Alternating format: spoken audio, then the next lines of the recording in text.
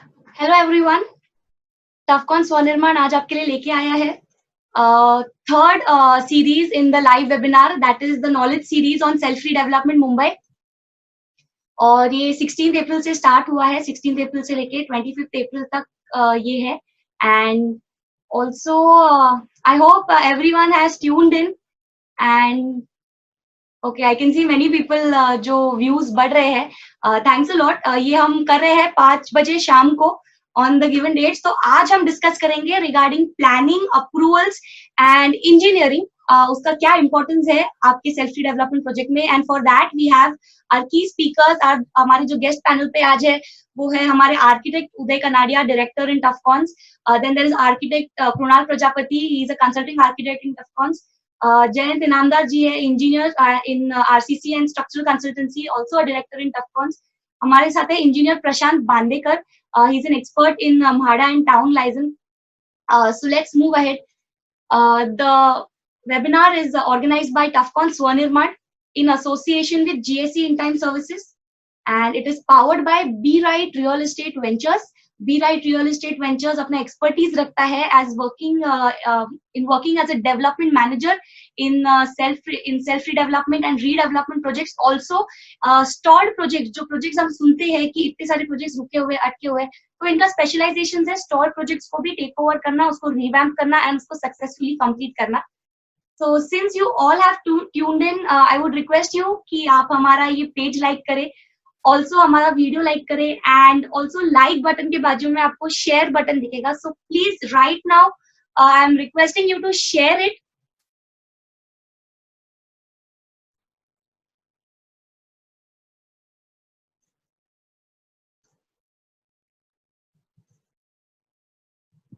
I hope everyone can hear me. क्या सब मुझे सुन सकते हैं क्लियरली? तो प्लीज आप यस लिखिए अगर आप मुझे क्लियरली सुन सकते हैं तो please write yes. Also again I would tell you कि प्लीज शेयर द वीडियो। ये आप वीडियो शेयर कीजिए क्योंकि आज आप इसको लाइव देख रहे हैं। These are a knowledge series. I request कि ये आप अपने फ्रेंड्स, फैमिली एंड रिलेटिव्स के साथ भी शेयर करें।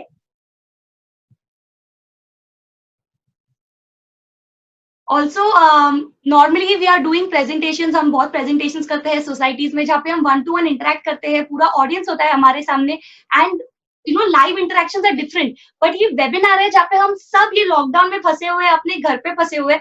सो कैन आई नो कि आप सब कहाँ से आए हो, so that I am able to connect to you all. कि अगर आप बोरिवली से हो देन प्लीज टाइप बोरिवली, अगर आप मुलुंड से हो देन प्लीज टाइप मुलुंड, अगर बैंड्रा तो बैंड्रा। सो इन दिस वे मैं कमेंट्स में देख पाऊंगी कि आप कहाँ से, विच एरियाज ऑफ मुंबई से आप आज ये लाइव वेबिनार देखने आए हैं। आपके जो भी क्वेश्चंस होंगे, all those questions you can post in the comment section. नीचे आपको कमेंट सेक्शन दिख रहा होगा, तो आप उसे वहां पे पोस्ट कीजिए। एंड ऑल्सो आपके जो क्वेश्चन आंसर्स है वो हमारा जो एंटायर पैनल है they are ready there to answer to all your questions. तो आपके जो भी सवाल है उसका जवाब दिया जाएगा by all the experts. Also ये जो हमारा सीरीज है it is a free series, तो we are not charging you anything for that. But एक रिक्वेस्ट है कि अगर आपको ये अच्छा लगे, हमारी सीरीज अच्छे लगे, तो as a donation you can contribute. आप कंट्रीब्यूट कर सकते हैं into the chief minister's relief fund and PM का जो कोविड-19 रिलीफ के लिए जो केयर फंड है, तो आप उस पर डोनेट कीजिए। आई नो आपने ऑलरेडी किया होगा, but still since you like this please show a contribution आपका टुवर्ड्स द कोविड-19 relief. Also before I start, एक रिक्वेस्ट है सबसे कि आप एक पेपर और पेन अपने साथ लेके बैठिए। यस, आप please just get up now fast and एक पेन और एक पेपर आप लेके बैठिए अपने साथ।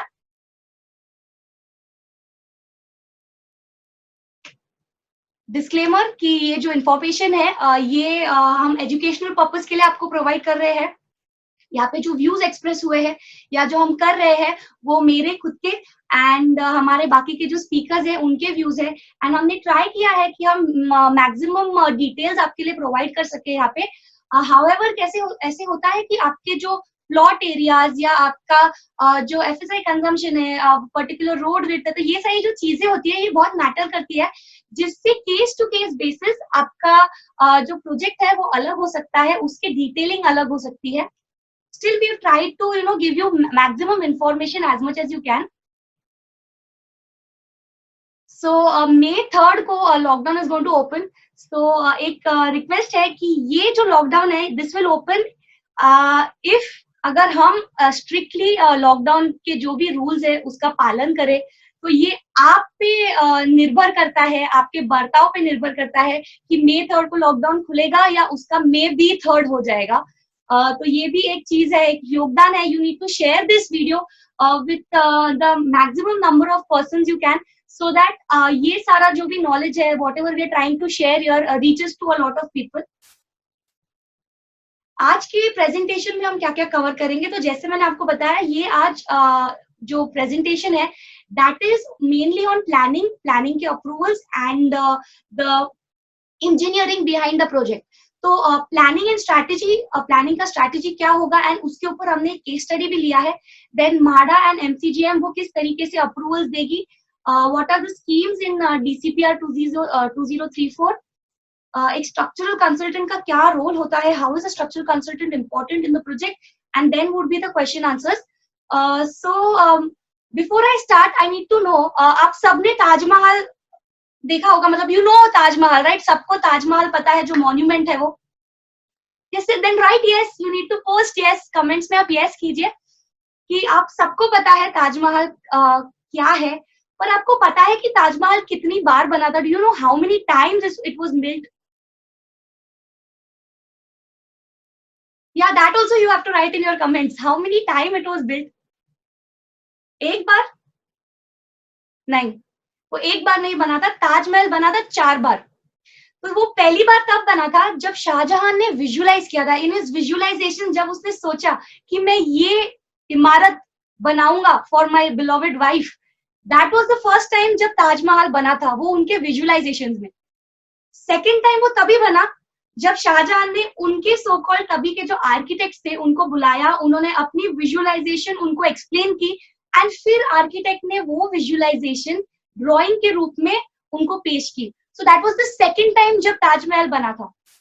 थर्ड टाइम वो तब बना जब ये जो आर्किटेक्ट्स है उन्होंने अपने कारीगरों को बुलाया, कारीगरों को समझाया कि शाहजहां का विजुअलाइजेशन क्या था, उनका प्लानिंग क्या है, एंड उस हिसाब से कारीगरों ने जो इमारत बनाई वो तीसरी बार थी. और आज जो हम जाके देखते हैं दैट इज द फोर्थ. मतलब ये तीनों visualisation, planning and the construction work, ये तीनों का जो मिश्रण है वो है चौथा जो हम देखते हैं, दैट इज ताजमहल टुडे. एंड आज आप लोग यहाँ पे देखने आए हैं, you have come here to know about your self development. तो आपके लिए आपका प्रोजेक्ट भी उतना ही इंपॉर्टेंट होना चाहिए, वो आपके लिए आपका ताजमहल होना चाहिए. सो purpose of detail in planning. अभी हम प्लानिंग पे क्यों एम्फोसाइज कर रहे हैं कि प्लानिंग तो चलो एनी प्रोजेक्ट में planning is important, but what is important in planning, कि क्यों हमको प्लानिंग इंपॉर्टेंट है एंड क्यों हम लोग को उसका डिटेलिंग में जाना भी इंपॉर्टेंट है. Because when you prepare the plans आपको वो अंडरस्टैंड होगा कि आपका जो भी टोटल एफएसआई कंजम्पशन है, टोटल पोटेंशियल है प्लॉट पे, वो पूरा एफएसआई कंज्यूम हो पाएगा या नहीं. Next is to determine the height, क्योंकि कैसा है बहुत सारे प्रोजेक्ट्स है जो अंडर फनल आते हैं, बहुत सारे प्रोजेक्ट्स है जो हाईवे या रेलवे या मेट्रो के पास आते हैं, तो वो बफर में आते हैं, तो वहां पे हाइट रिस्ट्रिक्शन आ जाती है. तो वी नीड टू अंडरस्टैंड कि अगर हमें यहाँ पे प्लान करना है तो with in that height restriction भी हम उसको कंज्यूम कर पा रहे हैं या नहीं. तो once the construction is done, हमको एक बार प्लान पता चलता है तो उसमें हमको कंस्ट्रक्शन एरिया पता चलता है कि पूरे बिल्डिंग में हम कितना एरिया कंस्ट्रक्ट करेंगे एंड ऑल्सो वो कंस्ट्रक्ट करने के लिए खर्चा क्या होगा एंड उसके लिए कितना टाइम लगेगा. Now when we understand that, we also understand one more thing कि जब हम लोग प्लानिंग करते हैं तब हमको पता चलता है कि वो पर्टिकुलर प्लॉट में क्या अड़चन आ सकती है या क्या बेनिफिट्स हो सकते हैं, और उसमें हमको टोटल पार्किंग कितने बनाने हैं. तो जब ये सारी चीजें पता चलती है तब आर्किटेक्ट को समझ में आता है कि वहां पे किस टाइप का पार्किंग प्लान करे, बेसमेंट, पोडियम, मैकेनिकल पार्किंग, पिट पार्किंग, स्टैक पार्किंग. तो ये सब चीजें तभी पता चलती है, उस पर डिपेंड करता है पार्किंग का कॉस्ट. तो again this is a part of your project cost only, आपके प्रोजेक्ट कॉस्ट का एक हिस्सा है ये. तो विथ द कंस्ट्रक्शन एरिया बहुत सारी दूसरी चीजें भी लिंक्ड होती है, जैसे आपके बीएमसी म्हाडा के premium, staircase premium, lift premium, आपके प्रोफेशनल्स के fees, then the rent period, कि हमको पता चलता है कि कितना टाइम लगेगा ये कंस्ट्रक्शन कंप्लीट होने को, उतने टाइम के लिए आपको अपने घर से बाहर रहना है, तो उसी हिसाब से हमको आपका रेंट कैलकुलेट करना पड़ता है। And next is the interest cost based on the construction period, कि जो कंस्ट्रक्शन पीरियड है, हम इंटरेस्ट पे लोन लेंगे तो हमारा लोन का टेन्योर क्या होगा एंड उस पे हमारा इंटरेस्ट कॉस्ट डिपेंड करेगा। तो ये मेजरली चीजें हैं जो हमको बहुत जरूरी है प्रोजेक्ट में समझना, और ये प्लानिंग जब हम फाइनलाइज करते हैं, डिटेल करते हैं, तभी हमको ये चीजें पता चलती है।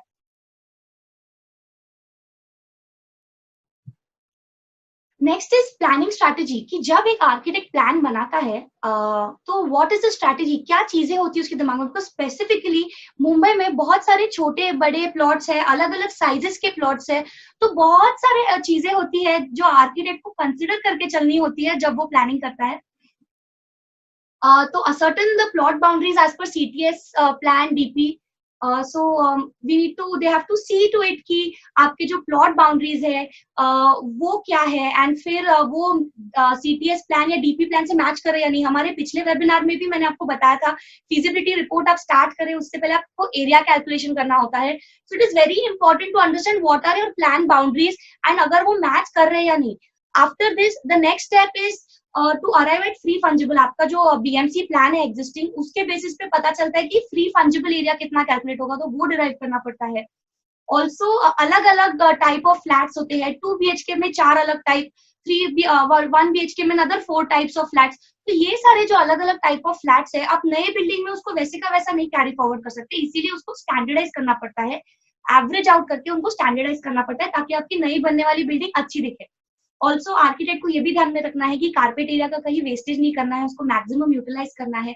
ऑल्सो जो आपका वास्तु है उसे भी ध्यान में रखना है, वास्तु को ध्यान में रखते हुए उनको प्लान करना है। एंड प्रोजेक्ट प्लान्स जो बनाते हैं, ये सारी चीजें ध्यान में रखने के बाद उनको ये ध्यान में रखना है कि ये प्लान डिजाइन जब आप अप्रूव करोगे तो वो माडा या एमसीजीएम जो अप्रूवल अथॉरिटी है उनके यहाँ पे भी वो अप्रूव होने चाहिए। So they should be compliant with the DCPR regulations. हमारे जो डीसीपीआर के रेगुलेशंस है उसके साथ चलना है, उनको उसको मैच करके ही आगे बढ़ना है। सो इन अ प्रोजेक्ट जब आपका प्लानिंग होता है उसके साथ साथ आपके एम्यूनिटीज भी प्लान होते हैं। इन अ रीडेवलपमेंट प्रोजेक्ट जब आप डेवलपर के साथ जाते हो तो देर आर टाइम्स कि आपको जो मैंडेटरी एम्यूनिटीज है या मिनिमम एम्यूनिटीज है वो ही मिलते हैं। पर जब आप एक सेल्फ रीडेवलपमेंट में जा रहे हो तो आपके पास ऑप्शन है कि आप बहुत सारे ऐसी एम्यूनिटीज भी ले सकते हैं विच इज जो आपके लाइफस्टाइल को चेंज करेगा, आपके स्टैंडर्ड ऑफ लिविंग को बढ़ाएगा और आपका जो प्रोजेक्ट है उसे और अच्छा बनाएगा, आपके प्रोजेक्ट को एक सेलेबल प्रोजेक्ट बनाएगा। सो इसलिए you need to appoint a proper architect. आपके प्रोजेक्ट के लिए आपको एक सही आर्किटेक्ट अपॉइंट करना है जो आपको गाइड कर सके डिपेंडिंग ऑन योर प्रोजेक्ट कि किस टाइप का एम्यूनिटीज उसमें बेस्ट फिट होंगे, किस टाइप ऑफ एम्यूनिटीज आप उसमें ले सकते हो जो कॉस्ट एफिशिएंट भी हो। जैसे सोलर पैनल है which is a green building concept, तो वो आप इसमें ले सकते हो। फायर फाइटिंग सिस्टम्स तो मैंडेटरी है, but it's better to have a modern fire fighting system जब आप सेल्फ रिडेवलपमेंट में जा रहे हो। उससे भी बहुत इंपॉर्टेंट है fire detection and alarm system, क्योंकि जब आप खुद के घर पे नहीं हो तो क्या बचाएगा, व्हाट सेफगार्ड्स योर फैमिली, आपकी फैमिली को क्या सेफगार्ड करता है। तो ये सारी चीजें हैं आपको ध्यान में रखनी है, इसको ही अपने प्रोजेक्ट में आपको अपनाना है because your self redevelopment project is your own home.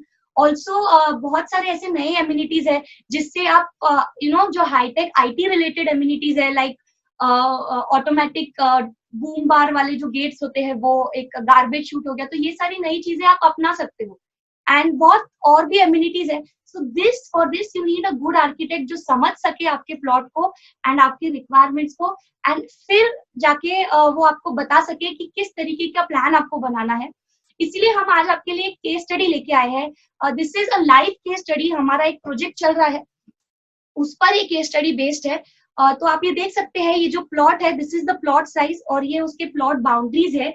आप समझ सकते होंगे कि ये प्लॉट बहुत ही अनइवन प्लॉट है एंड यहाँ पे प्लानिंग करना was challenging, no doubt. Society ने बिफोर अपॉइंटिंग अस, हमें अपॉइंट करने के पहले वहाँ पे ऑलरेडी एक आर्किटेक्ट को अपॉइंट करके उन्होंने प्लान्स वहाँ पे करवाए थे। And one more thing is that वहाँ पे हाइट रिस्ट्रिक्शन है, तो मिनिमम हाइट में मैक्सिमम एरिया कंज्यूम करने का ये जो उनका एफर्ट है वो दिख रहा है यहाँ पे।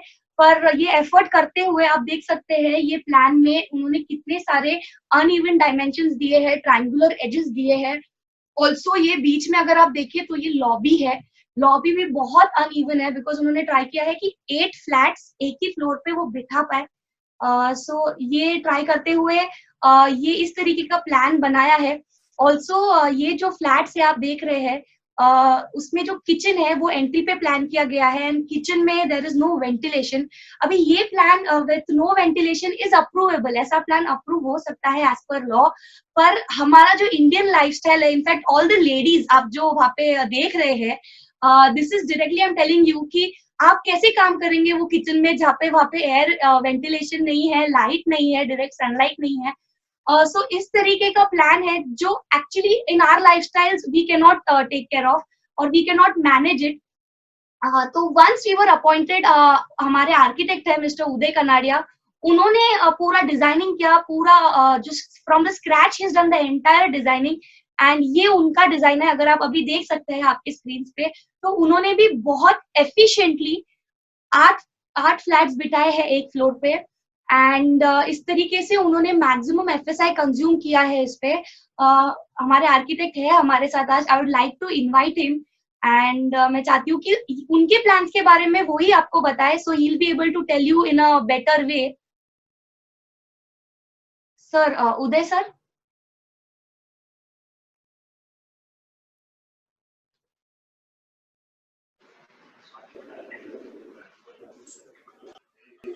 उदय सर, आप can you join us? Yes, I can, but I cannot. You have to start my videos. Okay, I'll do that.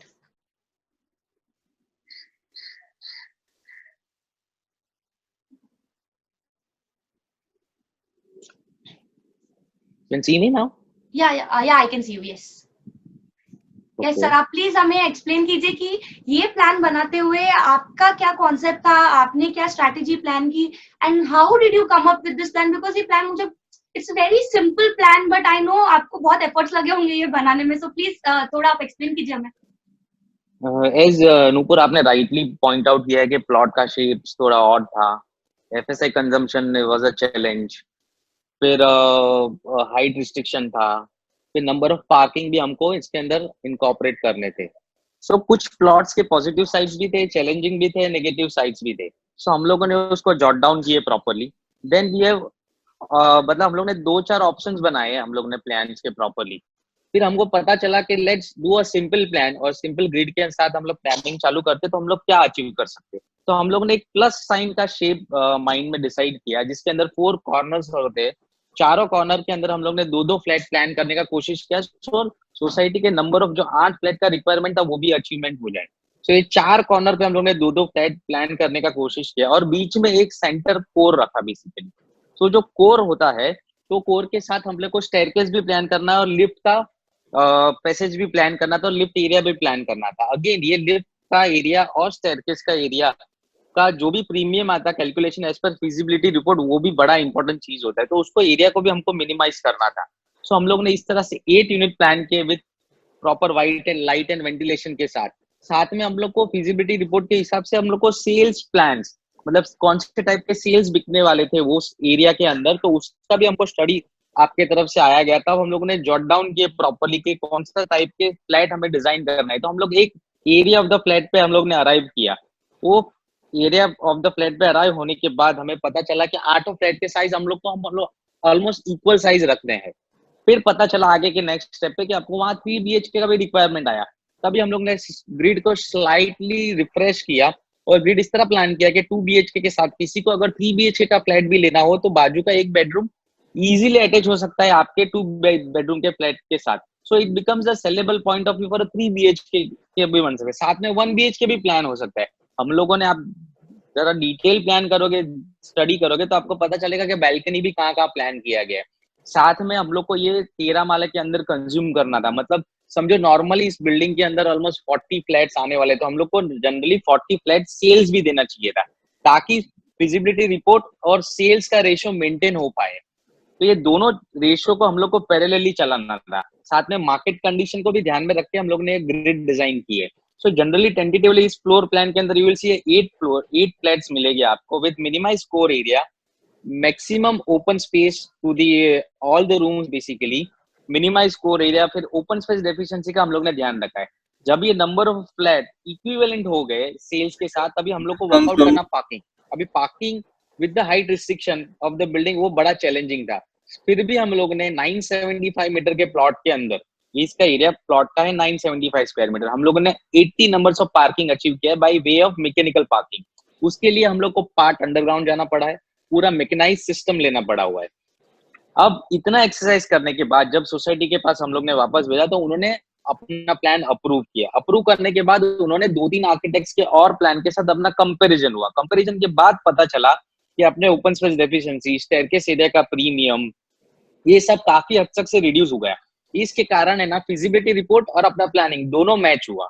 सो ये एंगल बहुत ध्यान रखना है कि जैसे हम लोग फिजिबिलिटी रिपोर्ट बनाते तो साथ में अपना प्लानिंग भी उसको मैच करना चाहिए। इसलिए हम लोग ज्यादा स्ट्रेस करते हैं कि प्लानिंग पहले बनाइए और साथ में फिजिबिलिटी रिपोर्ट को बारी बारी चेक करते रहिए। तो इस हिसाब से अगर देखे जाए कोई भी सेल्फ डेवलपमेंट में प्लान करती है अपना बिल्डिंग और प्लानिंग पे ज्यादा इंपॉर्टेंट दे तो काफी सारे प्रीमियम्स को कितने हद तक वो कंट्रोल कर सकती है। So this is what we have achieve Nupur कि बाय 8 कोर डिजाइन का फ्लैट करने से हम लोगों ने काफी मिनिमाइज ग्रिड अचीव किया हुआ है और ये स्ट्रक्चरली भी साउंड हो जाता है। इनामदार साहब जैसे सर है अपने जो गुरु है एक्चुअली देखा जाए तो उन्होंने भी ये प्लान को काफी सराहना की है और काफी सारे सिंपल ग्रिड के अंदर ही अपने फ्लोर स्लैब्स और सब आ चुके हैं। तो ये कंस्ट्रक्शन एक्टिविटी के लिए भी काफी इजी हो जाता है और डुएबल थिंग्स हो जाता है। तो इस ये फिजिबिलिटी रिपोर्ट और प्लानिंग दोनों एक साथ को पैरेलली चलाते जाओ तो सोसाइटी का सीना और सोसाइटी के सेना दोनों में उत्साह बना रहता है। और हम लोग काफी हद तक के नेक्स्ट स्टेप पर हम लोग उसको लेके जा सकते हैं। जो नेक्स्ट स्टेप आता है वो अप्रूवल थिंग, फिर बचता है सिर्फ अप्रूवल थिंग, उस पर हमको पूरा कॉन्सेंट्रेट करना है। जैसे अप्रूवल आ जाता है फिर हमको सिर्फ कंस्ट्रक्शन एक्टिविटी पे ध्यान देना है। तो self redevelopment in a way it's always better, जो पूरा कंट्रोल सोसाइटी को अपने हाथ में देता है। ये बस मैं बताना चाहता था अपने इसके बारे में। धन्यवाद Nupur. Thank you so much sir. You said right कि प्लानिंग पे भी कंट्रोल है सोसाइटी का, बिकॉज जितना बेस्ट प्लानिंग उनको करके लेना है, जितना बेस्ट उनको आर्किटेक्चरल एंड डिजाइनिंग करके लेना है, उस हिसाब से वो करके ले सकते हैं। कोई डेवलपर नहीं है जो उसके ऊपर प्लान थोपेगा। So we need better architects like you sir in self development, जो सोसाइटी को राइट वे में गाइड कर सके। Thank you so much sir for your inputs. Thanks a lot. Myself, We have a testimonial over here from a member of the same society. वो मैं play करना चाहूंगी। Myself, Mazhar Khan from New Tilak Nagar Riddhi Siddhi society Chembur. Self development का decision तो हमारे society ने ले लिया था, बट हमारे पास सब में बड़ा जो चैलेंज था वो एफएसआई कंजम्पशन का। रीजन ये है कि हमारा प्लॉट है वो उसका जो शेप है वो अनइवन है, प्लस वो एविएशन फनल जोन के अंडर आने की वजह से हमारे पास हाइट रिस्ट्रिक्शंस थे। मीन्स हम ज़्यादा हाइट के बिल्डिंग नहीं कंस्ट्रक्ट कर सकते थे। अब हमने 2 आर्किटेक्ट से प्लानिंग बना के लिया था और वो जो प्लानिंग थे वो अनसेटिस्फैक्ट्री थे। मीन्स जो शेप था फ्लैट के, साइज था फ्लैट का, वो टोटली अनसेटिस्फैक्ट्री था।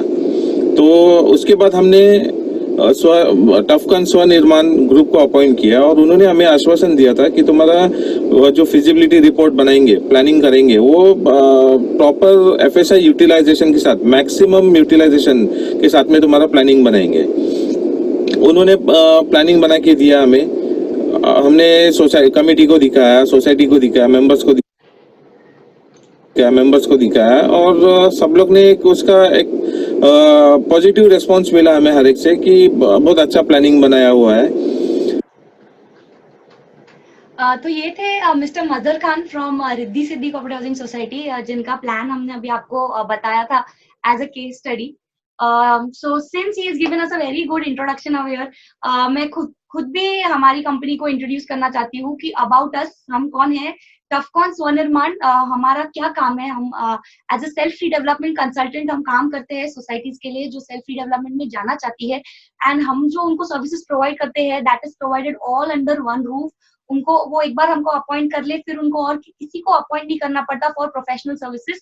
तो ये जो पूरा टीम है, इसमें हम उनको सारे एक्सपर्ट जो सर्विसेज है, प्रोफेशनल सर्विसेज है, वो प्रोवाइड करते हैं, क्योंकि हमारा जो भी एक्सपीरियंस रहा है इस रीडेवलपमेंट इंडस्ट्री में, वो ही आज सेल्फ रीडेवलपमेंट में सोसाइटीज के काम आ रहा है। ऑल्सो हम लोग मुंबई बैंक के पैनल पे है फॉर सेल्फ रीडेवलपमेंट, जहाँ पे हम उनके लिए प्रपोजल्स लेके जाते हैं फॉर जो सेल्फ डेवलपमेंट के प्रपोजल्स होते हैं वो। हम मुंबई बैंक के सेल्फ डेवलपमेंट सेल के कोर कमिटी मेंबर भी है, जहाँ पे जब मुंबई बैंक के पास प्रपोजल्स आते हैं इवैल्यूएशन के लिए, तो वो हमारे पास आते हैं for evaluation and checking on behalf of the bank. And Mumbai bank का जो भी लोन पॉलिसी है, उसका जो रिकमेंडेशन जाता है उनमें फॉर चेंजेस, फॉर अपग्रेडेशन, तो we also provide them recommendations because we are a part of the core committee. Currently हम लोग 15 सेल्फ डेवलपमेंट सोसाइटीज में अपॉइंटेड है फॉर प्रोफेशनल सर्विसेज, जहाँ पे हम लोग टर्नकी बेसिस पे वो पूरे प्रोजेक्ट्स कंप्लीट कर रहे हैं। मैंने ये वेबिनार स्टार्ट होने के पहले एक वीडियो भी प्ले किया था, उसमें वो प्रोजेक्ट की डिटेल्स दिखेंगे आपको। You can post your questions now. Planning से रिलेटेड अगर आपके जो भी सवाल है वो आप प्लीज पोस्ट कीजिए, बट एक रिक्वेस्ट है कि बहुत सारे ऐसे क्वेश्चंस आ रहे हैं जो आपके प्रोजेक्ट से स्पेसिफिक है, तो we are not able to answer you project specific questions, क्योंकि वी नीड टू स्टडी और प्रोजेक्ट, आपका प्रोजेक्ट समझे बिना हम उसके ऊपर कमेंट नहीं कर सकते। जो आपके जनरल क्वेश्चंस रहेंगे प्लानिंग एंड डिजाइनिंग के ऊपर, तो वो आप प्लीज पोस्ट कीजिएगा अभी। ऑल्सो हमारे ग्रुप के बारे में जानने के लिए आप हमारा वेबसाइट भी विजिट कर सकते हैं www.societyselfredevelopment.com। So also अगर आप questions put up कर रहे हैं, then don't forget to like and share the video. Please keep on sharing the video. आपके friends और अपने family members भी इसे देख सके, share it. Next is regarding MCGM and MHADA approvals की जो plan आपका architect design करता है, वो हम तभी कंस्ट्रक्ट कर पाते हैं उसके हिसाब से जब हमको BMC या MHADA जो अप्रूवल अथॉरिटी है वो हमें परमिशन दे। So what are the approval authorities? तो मुंबई में कौन से अथॉरिटीज है जो बिल्डिंग बांधने के परमिशंस देती है? So there are 4।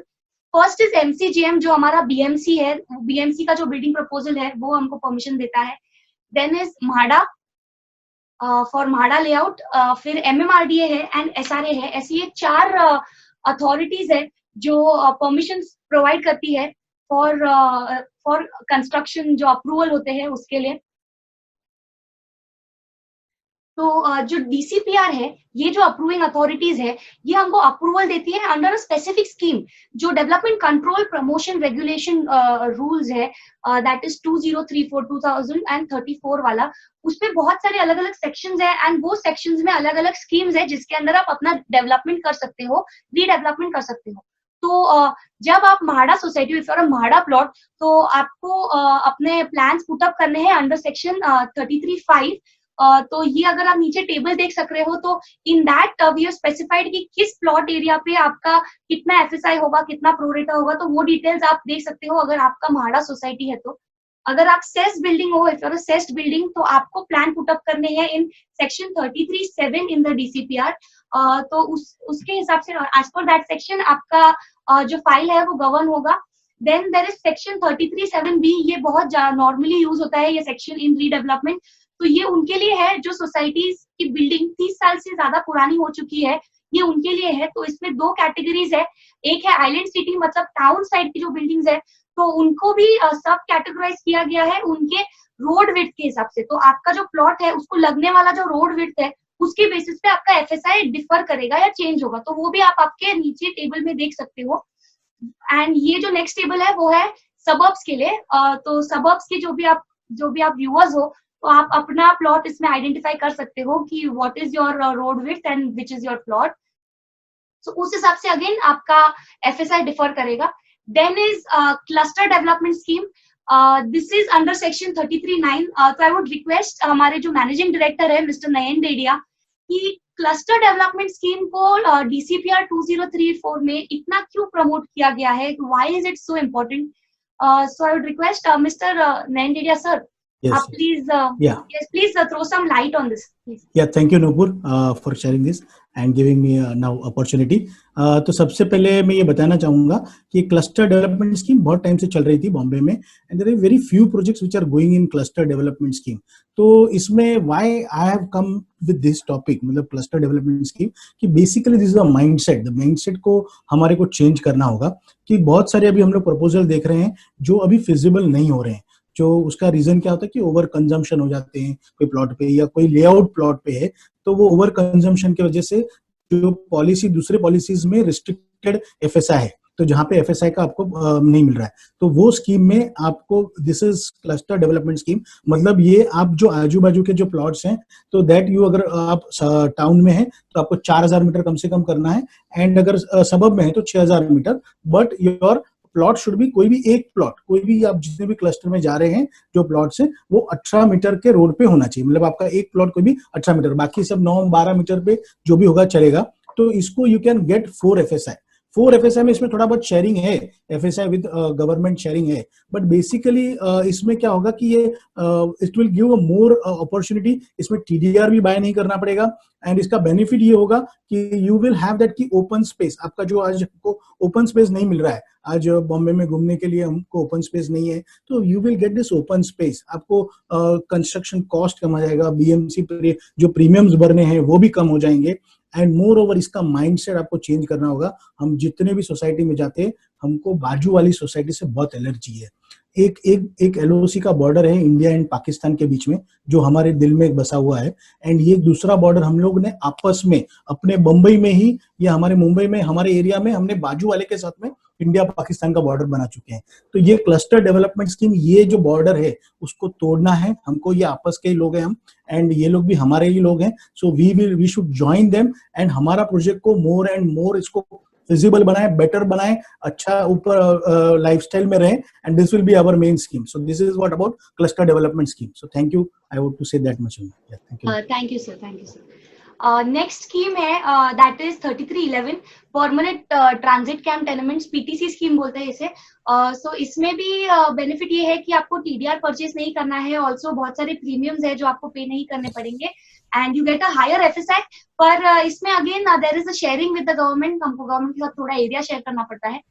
फिर है 3318 का रेगुलेशन, उसमें है पब्लिक पार्किंग लॉट स्कीम, जिसमें again we get a higher FSI depending on the road width. अगर आपका प्लॉट का plot size is sufficient with a good road width as per जो रेगुलेशन है, then what we can do is, हमें यहाँ पे भी बेनिफिट मिलेगा कि हमको TDR परचेज नहीं करना पड़ेगा, बहुत सारे प्रीमियम्स भी हमको नहीं पे करने पड़ेंगे.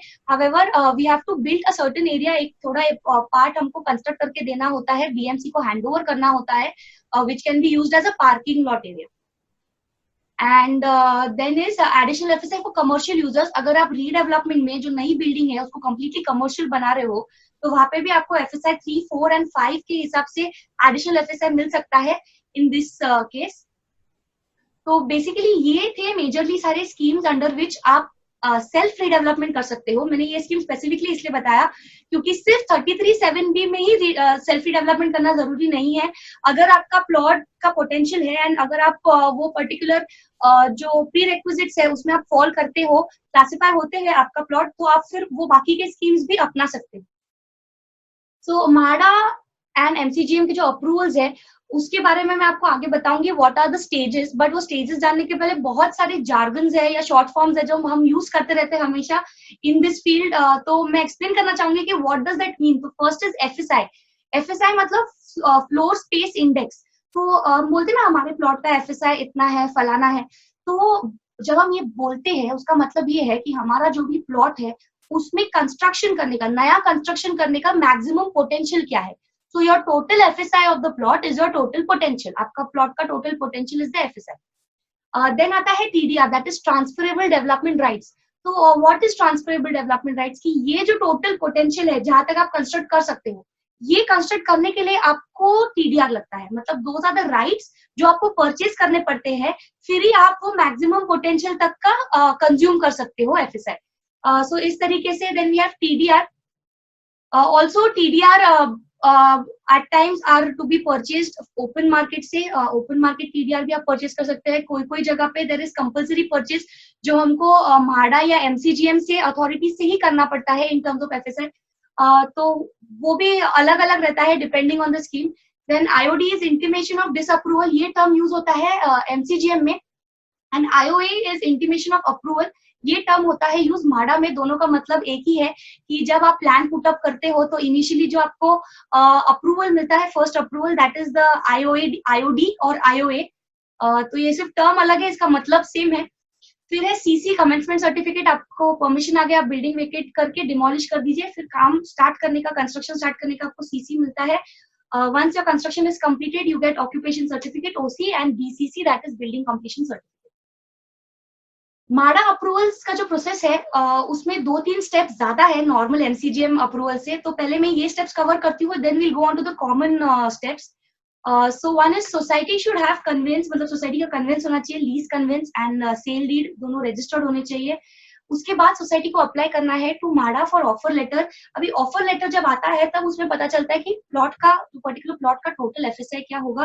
That is what is the base FSI, what is the additional FSI, pro रेटा FSI, टिडबिट लैंड FSI. तो इन सब का डिटेल आपको ऑफर लेटर में मिलेगा.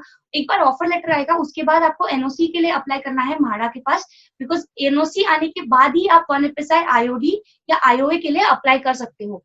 तो विद द ऑफर लेटर आपको NOC के लिए अप्लाई करना है. एक बार आपके पास NOC आ जाता है, then we have to also procure certain other permissions. ऐसे बहुत सारे दूसरे NOCs होते हैं, परमिशंस होते हैं अलग अलग डिपार्टमेंट से, जो हमको जरूरी है 1 FSI IOD लेने के लिए. अभी बहुत डेवलपर्स है जो इनमें से कुछ परमिशन शायद ना भी ले, क्योंकि you have an option of taking some of the permissions बाद में. पर एज जैसे बिकॉज हम लोग सेल्फी डेवलपमेंट में जा रहे हैं, so Mumbai bank would require 1 FSI IOD with full concession. तो इसीलिए हमको ये सारे परमिशंस लेने ही है. तो ये परमिशंस में क्या क्या आएगा. One is the civil aviation NOC, कि अगर आपका plot high is into a funnel zone तो आपको उसके लिए एक सिविल एविएशन NOC लेना है जो आपको एयरपोर्ट अथॉरिटी से मिलता है. Then is highway and railway and metro का जो NOC लगता है वो, अगर आपका प्लॉट हाईवे रेलवे मेट्रो के पास है. And then there is tree NOC. अगर हम ट्री कट करें तो वी रिक्वायर ट्री NOC, नाला NOC, solid waste management, fire NOC, MOEF NOC, that is the ministry of environment and forest, and traffic NOC. तो ये majorly सारे NOCs है जो हमको लगते हैं. सो ये सारे परमिशन आने के बाद we have to go and apply for 1 FSI IOD with the BMC. Again I am not seeing people sharing. मुझे यहाँ पे दिख रहा है कि आप कितने शेयर कर रहे हैं, बट मेंबर्स, आप व्यूअर्स इतने सारे हो पर मुझे शेयर्स ही नहीं मिल रहे. Since you are viewing, I just to acknowledge that you are liking the video, आपको ये पसंद आ रहा है. और हमारे पहले के भी 2 वेबिनार्स हो चुके हैं जहाँ पे हमने आपको नॉलेज शेयर किया है, आपको बहुत सारी चीजों के बारे में एजुकेट किया है. So please share a video. आपको सिर्फ एक बटन क्लिक करना है, you just have to share it on your page, क्योंकि मुझे यहाँ पे दिखेगा अभी. If you just right now share it, I can see it right now over. So please go ahead and share this video. So next, once एक बार आपका 1 FSI IOA आ जाता है, उसके बाद आपका लोन सैंक्शन होगा and first disbursement will be towards the payment of full premium. आपको पूरे प्रीमियम्स पे करने हैं एंड फुल परमिशंस लेके आने हैं. मतलब आप घर वेकेट करोगे उसके पहले नई बिल्डिंग बनाने के पूरे परमिशंस आपके पास होंगे. उसके बाद ही आपको घर खाली करना है, बिल्डिंग डिमोलिश करना है. आपका CC आएगा, उसके बाद आपका कंस्ट्रक्शन काम चालू होगा and once the construction is done, your building will be completed, OC and repossession. So majorly this is the process majorly जो हमारा परमिशन से रिलेटेड है. इन सेल्फ डेवलपमेंट हम सारे अप्रूवल्स पहले ही ले लेते हैं, इसलिए हमको वापस अप्रूवल्स के लिए चक्कर नहीं लगाने पड़ते. अप्रूवल से रिलेटेड, माडा MCGM अप्रूवल से रिलेटेड, सेल्फ डेवलपमेंट से रिलेटेड आपके जो भी सवाल है वो अभी आप इस क्वेश्चन बॉक्स में, कमेंट बॉक्स में डालिए. Again I am requesting you कि आपके अगर स्पेसिफिक प्रोजेक्ट रिलेटेड क्वेश्चंस है तो उसके लिए आपको हमसे अलग से बात करना पड़ेगा, because that will be, your project will be unique. आपका प्रोजेक्ट अपना यूनिक होगा एंड इसीलिए हमको उसे अलग से एक्सप्लेन करना होगा. सो प्लीज स्पेसिफिक क्वेश्चंस मत डालिएगा, that you can message us, we can talk on that later. आपके जो जनरल क्वेश्चंस होंगे वो प्लीज उस पर डाल दें.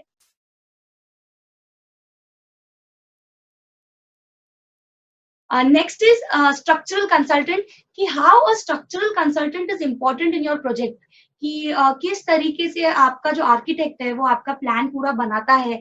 आर्किटेक्ट का ड्यूटी ये होता है कि आपका बिल्डिंग कितना सुंदर दिखे, उसका कारपेट एरिया कहीं पे भी वेस्ट ना हो, बाहर से भी सुंदर दिखे और अंदर से भी रहने के लिए अच्छी हो। ये सारी जो ड्यूटीज होती है वो आर्किटेक्ट की होती है। पर आपकी बिल्डिंग में स्ट्रेंथ कितना होना चाहिए, आपकी बिल्डिंग के बीम्स एंड कॉलम्स में कितना स्ट्रेंथ होना चाहिए, आपकी बिल्डिंग अर्थक्वेक रेजिस्टेंट होनी चाहिए, तो ये सारी चीजों का ख्याल रखते हैं आपके structural consultant. So what are the roles of structural consultant, because ये जो टाइप ऑफ इंजीनियरिंग है ये आपके प्रोजेक्ट में काम आती है टू स्ट्रेंथन योर बिल्डिंग, आपके बिल्डिंग को स्ट्रेंथ देना है, उसका लाइफ हमको एक्सटेंड करना है, लॉन्ग करना है। तो इस तरीके से वी नीड टू अंडरस्टैंड कि इंजीनियरिंग का जो स्ट्रक्चरल कंसल्टेंट होता है, आरसीसी इंजीनियरिंग होता है, उनका क्या रोल है। सो एक है कि he has to ensure कि आपका बिल्डिंग का जो डिजाइन है वो सेफ है, ड्यूरेबल एंड इकोनॉमिकल है। ऑल्सो उनको ये भी ध्यान देना है कि आपका बिल्डिंग अर्थक्वेक रेजिस्टेंट है, कंसिडरिंग कि अभी हम मुंबई में है, तो मुंबई का जो सेस्मिक जोन है उसके हिसाब से आपका बिल्डिंग का अर्थक्वेक रेजिस्टेंस होना चाहिए।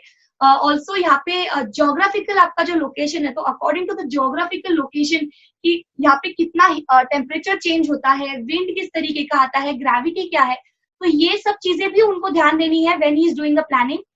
ऑल्सो एंश्योर उनको करना है कि जो भी कंस्ट्रक्शन वर्क है उसमें क्या रिस्क होगा उसको असेस करना है, एंड जो सेफ्टी स्टैंडर्ड्स है वो क्या होने चाहिए और उसे कैसे मेंटेन करना चाहिए, ये भी एक स्ट्रक्चरल कंसल्टेंट का ही रिस्पॉन्सिबिलिटी है, रोल है।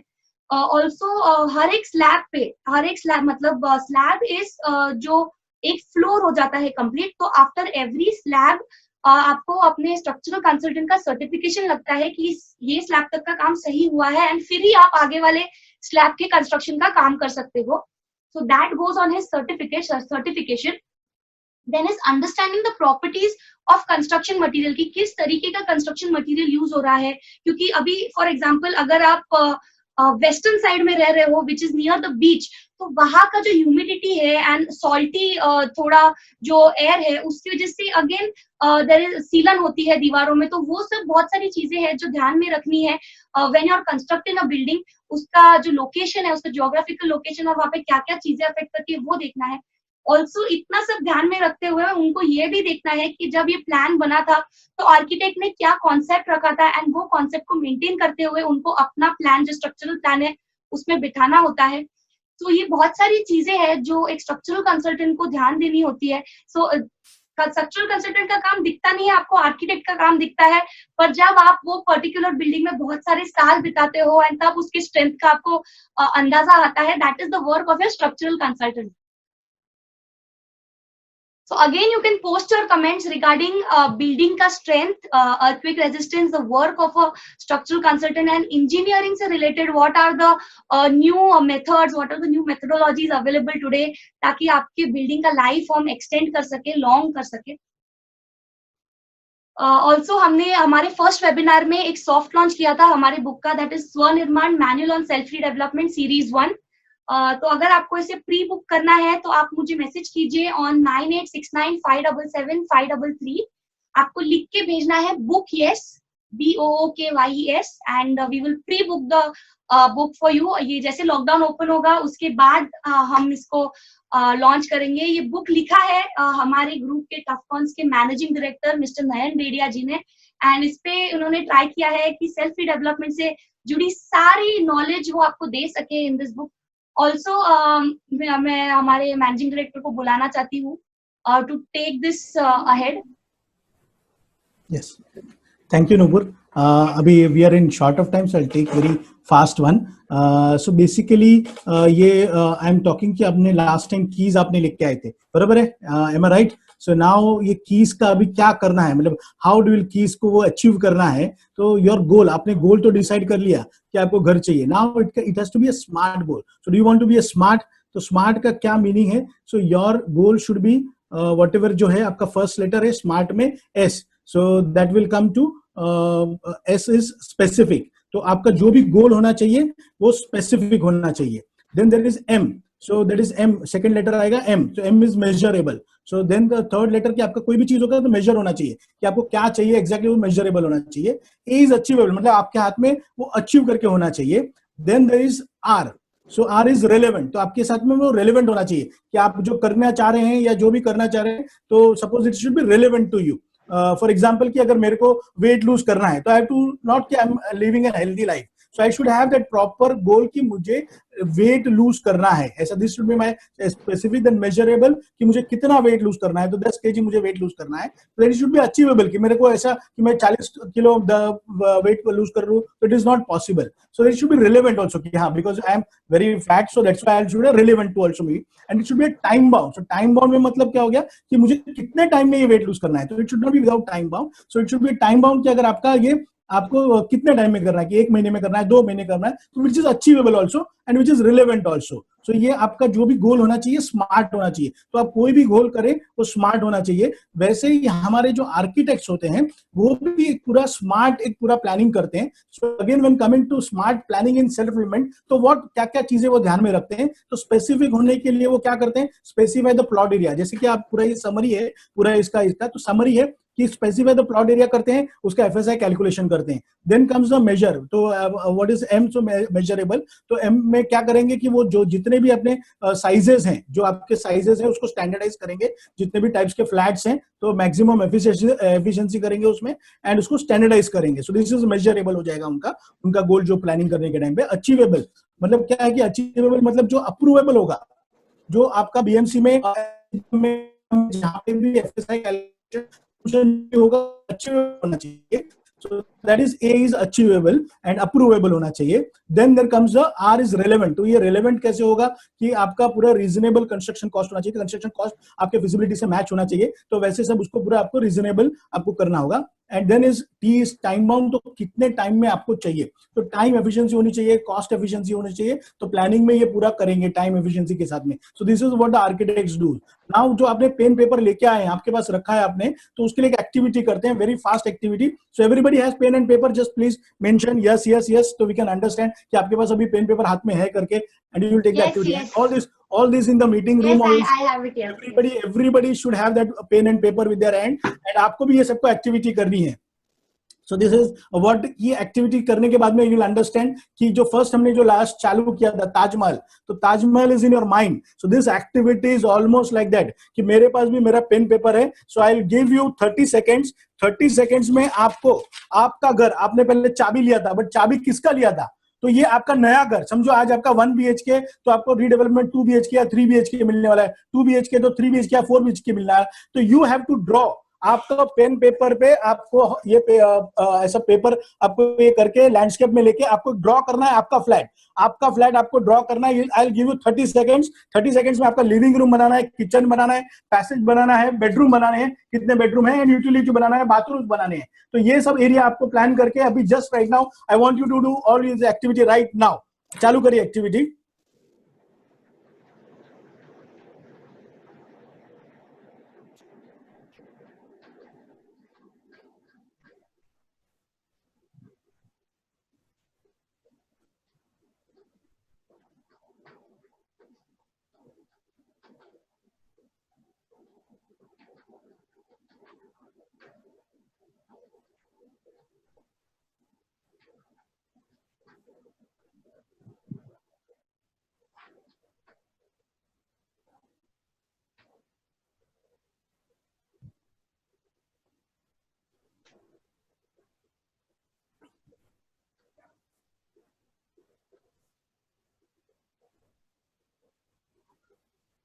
So are you done? Have you done? Yes. See, I have done my this one. आप देख सकते हैं लिविंग रूम है, किचन है, and 3 bedrooms and utility room, bathrooms. And मैंने I have just drawn a balcony also. आजकल के architect balcony नहीं देते हैं, but balcony is an FSI. But अभी हमारे पीएम साहब ने भी बोला था कि बालकनी में आके आपको दिया लेके आना है, घंटी बजाना है. तो बालकनी कहाँ पे, there was no balcony. So I have drawn the balcony here also. So I want a flat with balcony. Okay, so just now, तो अभी आपने ये बनाया है. So now what is this purpose की आपने अभी अपना ये रूम बनाया है. Now what I want to write that a goal statement. आपका एक स्पेसिफिक गोल स्टेटमेंट होना चाहिए. Everybody here has come with a redevelopment. आपको करना है, सेल्फ डेवलपमेंट करना है. इसके लिए आप यहाँ पे you have joined here. So now your goal statement specific. आपका स्मार्ट गोल क्या होना चाहिए? मुझे सेल्फ डेवलपमेंट करना है, करते हैं, and that is reason why we fail basically. So हमको ये गोल स्टेटमेंट बनाना है. ये हमको हर एक को बनाना है. हर एक जितने भी सोसाइटी में मेंबर है, everybody has to do this goal statement. तो गोल स्टेटमेंट आपका क्या होना चाहिए ये लिखिए. Right now you have to write down. I am showing you how your goal statement should be. तो आपका गोल स्टेटमेंट है, the goal statement should be, I am having keys. आपके हाथ में कीज है ऑफ माई न्यू हाउस. आपके हाथ में, आपको विजुअलाइज करना है, आपके हाथ में कीज है आपके नए घर के. और कितना भी बीएचके, आपका 3 बीएचके हो, 4 बीएचके हो, 2 बीएचके हो, जो भी आपका जो रीडेवलपमेंट रेलेवेंट हो, अनरियलिस्टिक हो. मतलब आप ऐसा नहीं कि मुझे ऐसा ही कुछ चाहिए, ऐसा कोई ड्रीम नहीं करना है हमें. We have to make it a goal. So of dash में BHK, so that is a measurable हो जाएगा, एक स्पेसिफिक हो जाएगा. हमको न्यू हाउस चाहिए. And again next line, house of 3 BHK through self development. मतलब आपको सेल्फ डेवलपमेंट करना है. So that's why you have come here. So self development in my dash cooperative housing society. So we are being very specific. ये किस में चाहिए हमको कि हमारा जो घर है, जो अभी बिल्डिंग है, वो रिहैबिट होगा. तो इन विच माय कोऑपरेटिव, आपका कोऑपरेटिव हाउसिंग सोसाइटी का नाम लिखिए. By appointing Tuffcon Swanirman. Of course आप यहाँ पे आए हैं तो हमको अपॉइंट करेंगे as your self development consultant. So by appointing Tuffcon Swanirman as self development consultant. And the last most important कि आपका ये जो है वो आपका एक टाइम बाउंड होना चाहिए. सो नेक्स्ट जो भी आपका टाइम जैसे भी आपका हो, 3 years, 4 years और 5 years. So you have to write down this your specific goal. ये आपका गोल होना चाहिए, गोल स्टेटमेंट होना चाहिए. आप वापस अगर रुक गए तो आप वापस इसको वीडियो को आप वापस करा सकते हैं. Next you can start from new. So you have got the keys now and I have given you the smart to be smarter with your keys. So now what this purpose is, purpose behind this is कि ये क्यों किया हमने, कि because आप भले architect, आपका दूसरा कोई भी हो, आपका प्रोजेक्ट का कोई भी आर्किटेक्ट हो, but you are architect of your goal. There is nobody else you can do that. You are the architect of your own goal. So this is your statement today कि आप यहाँ पे वो आपने जो घर बनाया है उसके नीचे आप लिखिए आपका goal statement.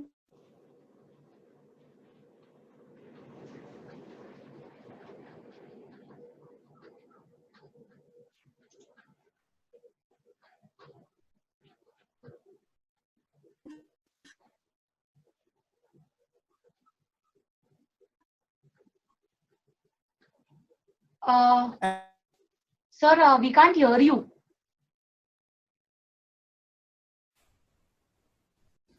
Yes. Sir, we couldn't hear you actually. Hello. Pardon?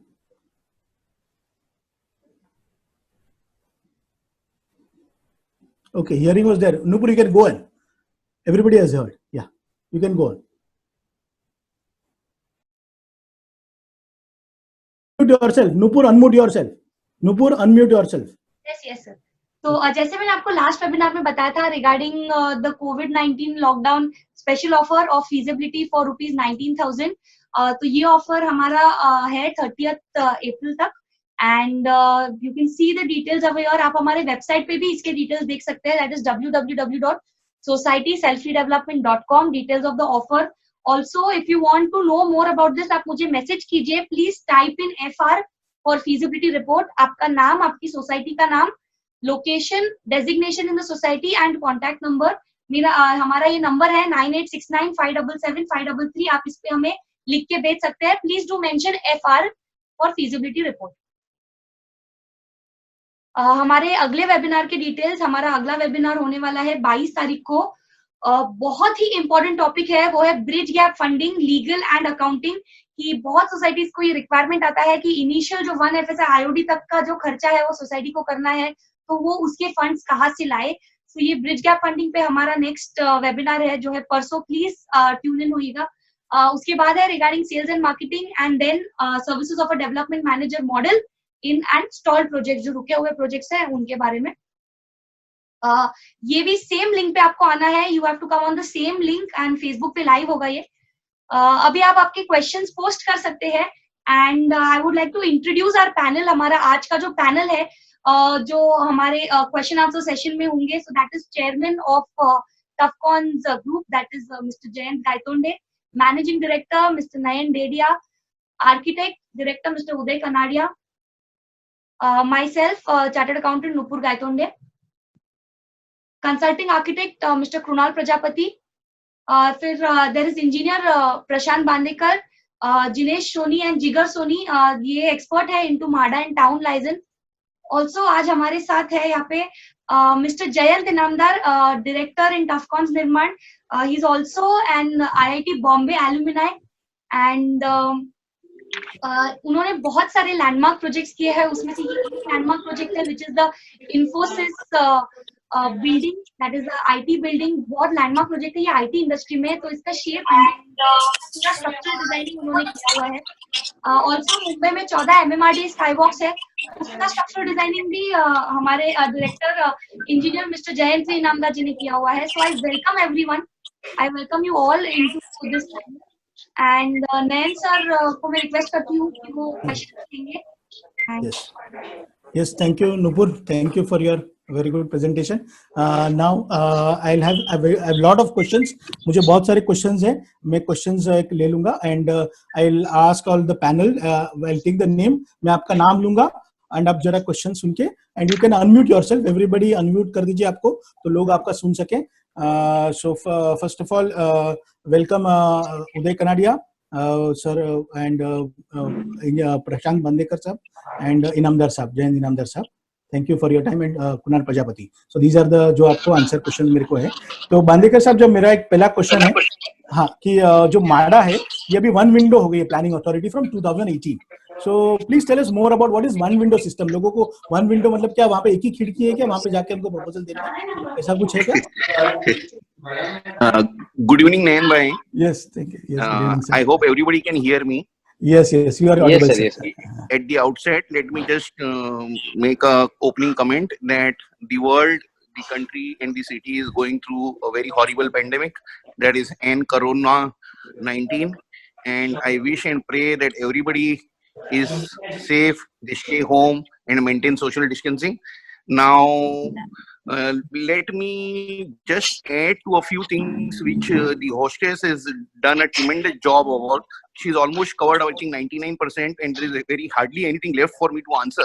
However, coming to this particular specific question, I would like to say that before May 2018, there used to be only 4 planning authorities, which Nupur actually covered. She only did not mention MIDC. MIDC is another special planning authority in addition to BMC, MMRDA and SRA. In May 2018, the government notified that MHADA, which was still then just a housing authority and a huge landowner of huge land banks, was to become planning authority. When I mean notification, I mean it made an act, it made a law, it made a rule. And before that, there were basically, as far as MHADA proposals are concerned, there are 3 departments. Hello? Yes sir, we can hear you. Nayan bhai? Yes, you can go ahead, sir. Yes, I There are can. basically 3 very important departments concerning MHADA proposals. Now, number 1 is the architectural department. Second is the building permission department. Number 3 is the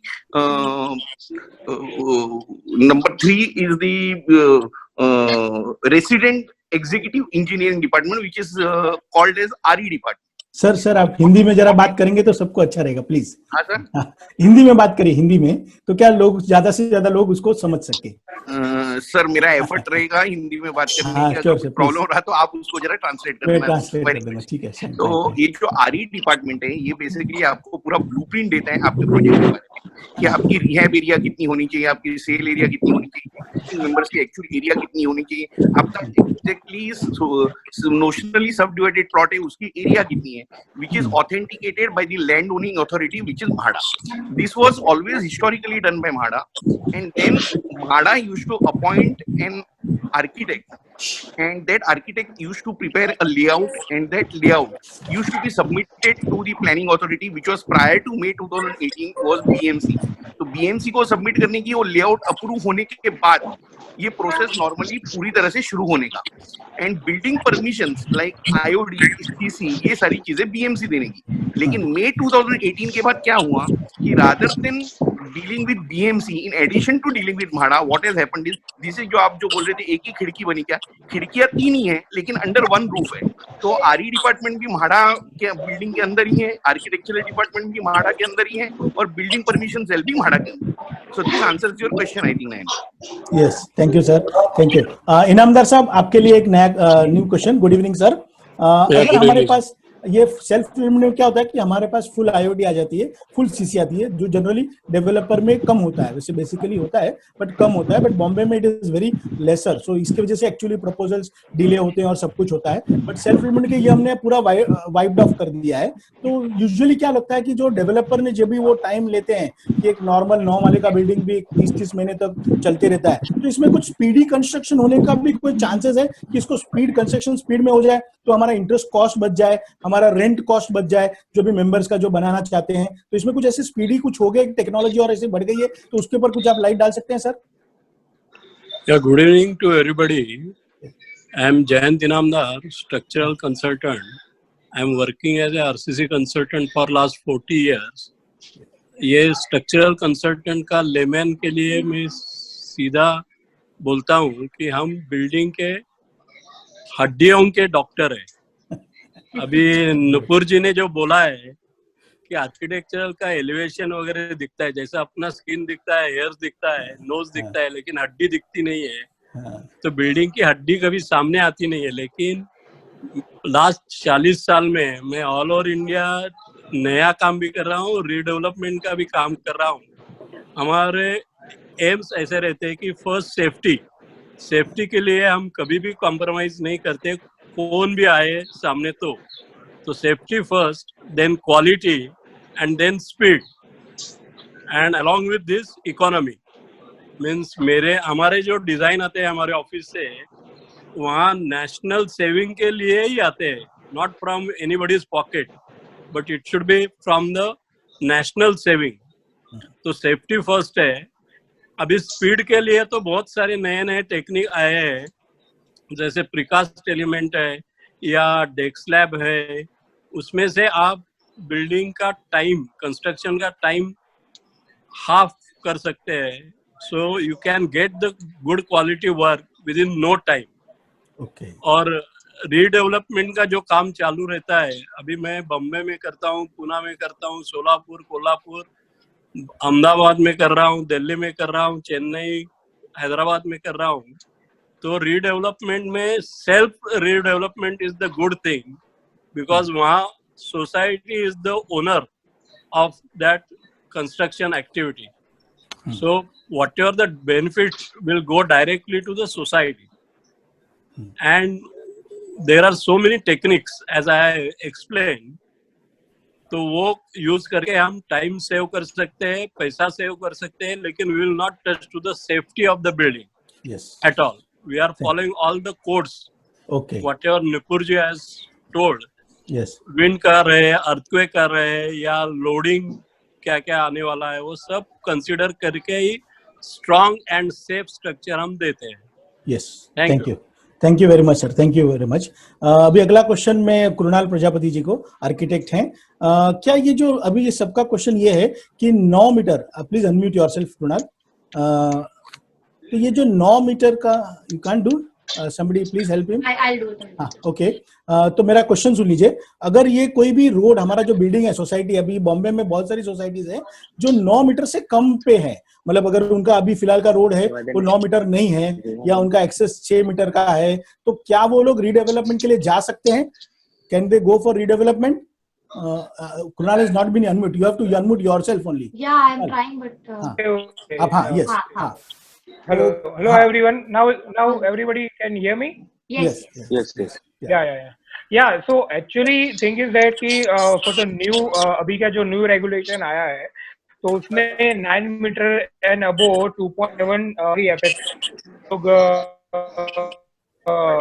propose कर सकते हैं. For ये जो अभी pandemic situation के according उसके ऊपर है ना, काफी सारा डिस्कशन चल रहा था before this situation came arrive. तो थोड़े टाइम के लिए अभी हम उसको रन करने की थोड़ा जरूरत है. 1 मीटर के बिलो एरिया जो है 9 रोड एक्सेस जो 9 मीटर के बिलो प्लॉट एरिया है, तो we are keep thinking on that, and again the policies are keep coming on that. तो अलग अलग स्कीम भी साथ मर्ज करके हम लोग उसके ऊपर वर्किंग कर सकते हैं. या thank you. Okay, yes, thank you very much. अभी अगला क्वेश्चन मेरा बांदेकर साहब के साथ में है. बांदेकर साहब, इसमें जरा मेरे को एक शॉर्ट में जरा बताएंगे कि ये टिडबिट लैंड म्हाड़ा में प्रो रेटा एफएसआई ये सब क्या होता है? What is this all this जो हम लोग को टर्म्स सुनने में आते हैं कि what is that all this terms, ये टर्म्स में मतलब इसका मतलब क्या है? Hello, can you hear me? Yes sir, yes sir. Basically MHADA के जो बिल्डिंग्स बने थे वो बहुत पुराने बिल्डिंग बने थे. हाँ. और वो बिल्डिंग्स के around what MHADA has done is that वो लोग ने 3.6 मीटर्स चारों साइड से वो बिल्डिंग के ओपन स्पेसेस छोड़े हैं. ये जो 3.6 मीटर छोड़ा है उसको वो लोग एक नोशनल बाउंड्री बोल के मानते हैं. So this is basically what is a notionally subdivided plot within a MHADA layout. अभी मान लो कि मेरी एक बिल्डिंग है, आपकी एक बिल्डिंग है, वो दोनों के बिल्डिंग्स के आजू बाजू में चारों बाजू से 3.6 मीटर छोड़ दिया, तो ये नोशनली सब डिवाइडेड प्लॉट्स हो गए मेरी सोसाइटी के, आपकी सोसाइटी के. लेकिन इन दोनों नोशनली सब डिवाइडेड बाउंड्रीज के बीच में जो स्पेस है, वो जो स्पेस है that is typically called as tidbit land. Okay. अभी वो अगर टिडबिट लैंड की एरिया 500 स्क्वायर मीटर से अगर ज्यादा रही तो that cannot be allotted to any individual society, because then MHADA believes it can itself develop that particular plot. You see, MHADA has got typical plot sizes even starting from 350 square meters where projects have become viably, constructable. तो 500 square metre के ऊपर का रहेगा तो tidbit नहीं होता है allot. और on the special request of the society अगर वो 500 स्क्वायर मीटर के नीचे रहेगा तो ऑन प्रो रेटा बेसिस आपके प्लॉट का एरिया कितना है, मेरे प्लॉट का एरिया कितना है, उसना वैसा अलॉटमेंट हो सकता है. और वो जो टिडबिट लैंड आपकी सोसाइटी को अलॉट होगी उसका भी 3 एफएसआई आपको मिलता है. एंड ये प्रो रेटा एफएसआई क्या होता है? प्रो रेटा एफएसआई जो हर एक लेआउट में अलग अलग होता है. हाँ, वो क्या होता है प्रो रेटा एफएसआई? अच्छा, ये बीएमसी में क्यों नहीं प्रो रेटा एफएसआई? सर बताता हूँ सर. बेसिकली मैं आपको 1-2 मिनट लूंगा, जस्ट थोड़ा सा हिस्टोरिकली मैं बताता हूँ कि entire construction industry, when I talk about the construction industry, I typically talk about residential, commercial and industrial buildings with in the city and suburbs of Mumbai. So there are 2 parental acts which are governing all these construction activity. One is the MMC Act of 1888 and one is the MRTP Act of 1966. In addition to this, since 1967 government ने specifically ये पूरा construction activity regulate करने के लिए वो लोग ने पहली बार डीसी रूल्स 1967 सैंक्शन की. उसके बाद अब urban conglomerate like Mumbai it was mandated under the MRTP act कि हर 20 साल के बाद नया डीसीआर आना चाहिए. तो नेक्स्ट जो डीसीआर आया वो 1991 में आया. उसके बाद हिस्टोरिकली सबको मालूम है 2012 में फंजिबल एफएसआई आया और उसके बाद ये 2034 का जो 13 नवंबर 2018 के बाद इसका इम्प्लीमेंटेशन शुरू हो गया. तो ये डीसीपीआर जो है, development control and promotion regulation, इसके अंदर एक पर्टिकुलर रेगुलेशन है, regulation number 27, which mandates that any plot or any layout which is more than 1000 square meters, there is a layout open space which is mandated to be left in that particular layout or in that particular plot. 2500 metre के, अगर 10,000 metre के ऊपर का अगर आपका plot या layout रहेगा तो there is something called as layout open space which you have to leave. MHADA के हर एक टिपिकल लेआउट जो है वो 10,000 स्क्वायर मीटर के ऊपर के रहते हैं, तो उसमें 25% आपको एक्चुअली लेआउट ओपन स्पेस छोड़नी पड़ती है. ये जो लेआउट ओपन स्पेसेस हैं इनको स्कीम ओपन स्पेसेस नॉमेनक्लेचर दिया गया है MHADA, as far as MHADA layouts are concern. तो इन एनी म्हाड़ा लेआउट उसके अंदर ये जो स्कीम ओपन स्पेसेस है and the network of roads within that layout, when I say roads, these roads I mean they include DP roads, they include existing roads, they include internal layout roads and they also include setbacks. ये दोनों का summation करके इसको 3 से multiply करते हैं, which is the FSI as per DCPR 2034 for any MHADA layout under regulation 33(5). तो ये जो प्रोडक्ट बनता है that is your entire pro rata for that particular layout. अभी ये जो टोटल फिगर बन गया आपका, समझो 10,000 स्क्वायर मीटर है, वो 10,000 स्क्वायर मीटर को total number of existing tenants when the original buildings were constructed in the first layout of MHADA, उसको डिवाइड करेंगे तो वो जो फिगर आता है दैट इज प्रो रेटा.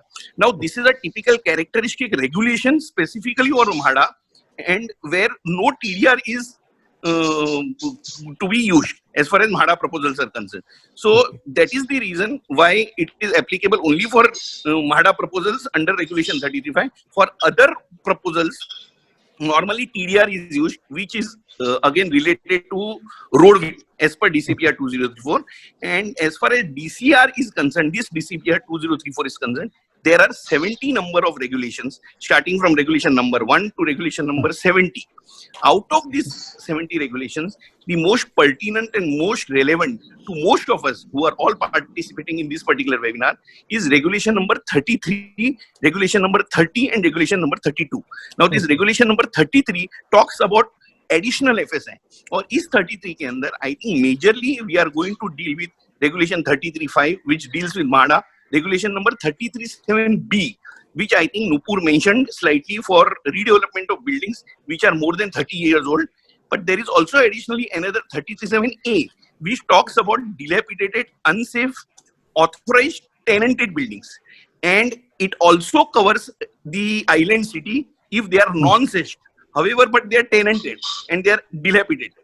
Yeah, we have not taken tenanted क्योंकि हमारा के सेल्फ डेवलपमेंट में टेनेंटेड बिल्डिंग को नहीं मिलता है, so that's why we are taking this. We have skipped 37. Thank you very much बंदेकर साहब, आपने बहुत अच्छी तरीके से समझाया. इनामदार साहब, मेरे को आपको एक पूछना है कि ये जो जितनी भी हमारी अभी जो बेसमेंट, अभी बहुत से यहाँ पे हाइट का रिस्ट्रिक्शन है, तो क्या होता है कि बेसमेंट में जाना ही पड़ता है अभी प्लानिंग में एफएसआई कंजम्पशन करने के लिए. तो बहुत लोगों के लिए ये होता है कि बेसमेंट में पानी, हमारा लो लाइन, एक तो बम्बई लो लाइन एरिया में बहुत सारे एरियाज लो लाइन एरिया में है, तो पानी अंदर चला जाता है. तो ये पानी अंदर जाने का ऐसा अभी तो कोई टेक्नोलॉजी नहीं हुआ है कि ये पानी को हम रोक सके या यहाँ पे पानी ना भर पाए. एक नंबर 1 एंड नंबर 2 सबसे बड़ा दूसरा एक होता है कि किसी को टेरेस के नीचे का फ्लैट नहीं चाहिए, तो वहां पे क्योंकि जल्दी सबसे ज्यादा पहले वहां पे लीकेज चालू होगा. तो इसके लिए कोई टेक्नोलॉजी ऐसी नहीं बनी है कि आप यहाँ पे मतलब अभी साइंस इतना आगे नहीं बढ़ चुका है कि इसको हम लोग अभी फिलहाल के कंस्ट्रक्शन में इसको कुछ कंसिडर कर सके. Yeah.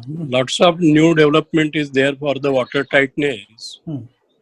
For example, if you have seen the BKC, the MHADA building, that is head office, MMRDA. तो MMRDA के बिल्डिंग में 3 बेसमेंट नीचे है और वहाँ मीठी नदी नजदीक है. तो मीठी नदी का लेवल से 15 मीटर नीचे हम बेसमेंट बना चुके हैं. एक भी ड्रॉप वहाँ आता नहीं है. तो वाटर प्रूफिंग के लिए और आरसीसी पर्दी जो रहती है उसका वर्किंग, उसके ऊपर ये सब डिपेंडेंट रहता है. Regarding terrace also lot of new water proofing treatments, means chemical भी है, पुराना अपना ब्रिक बेड का भी है और शीट्स भी आए हुए हैं.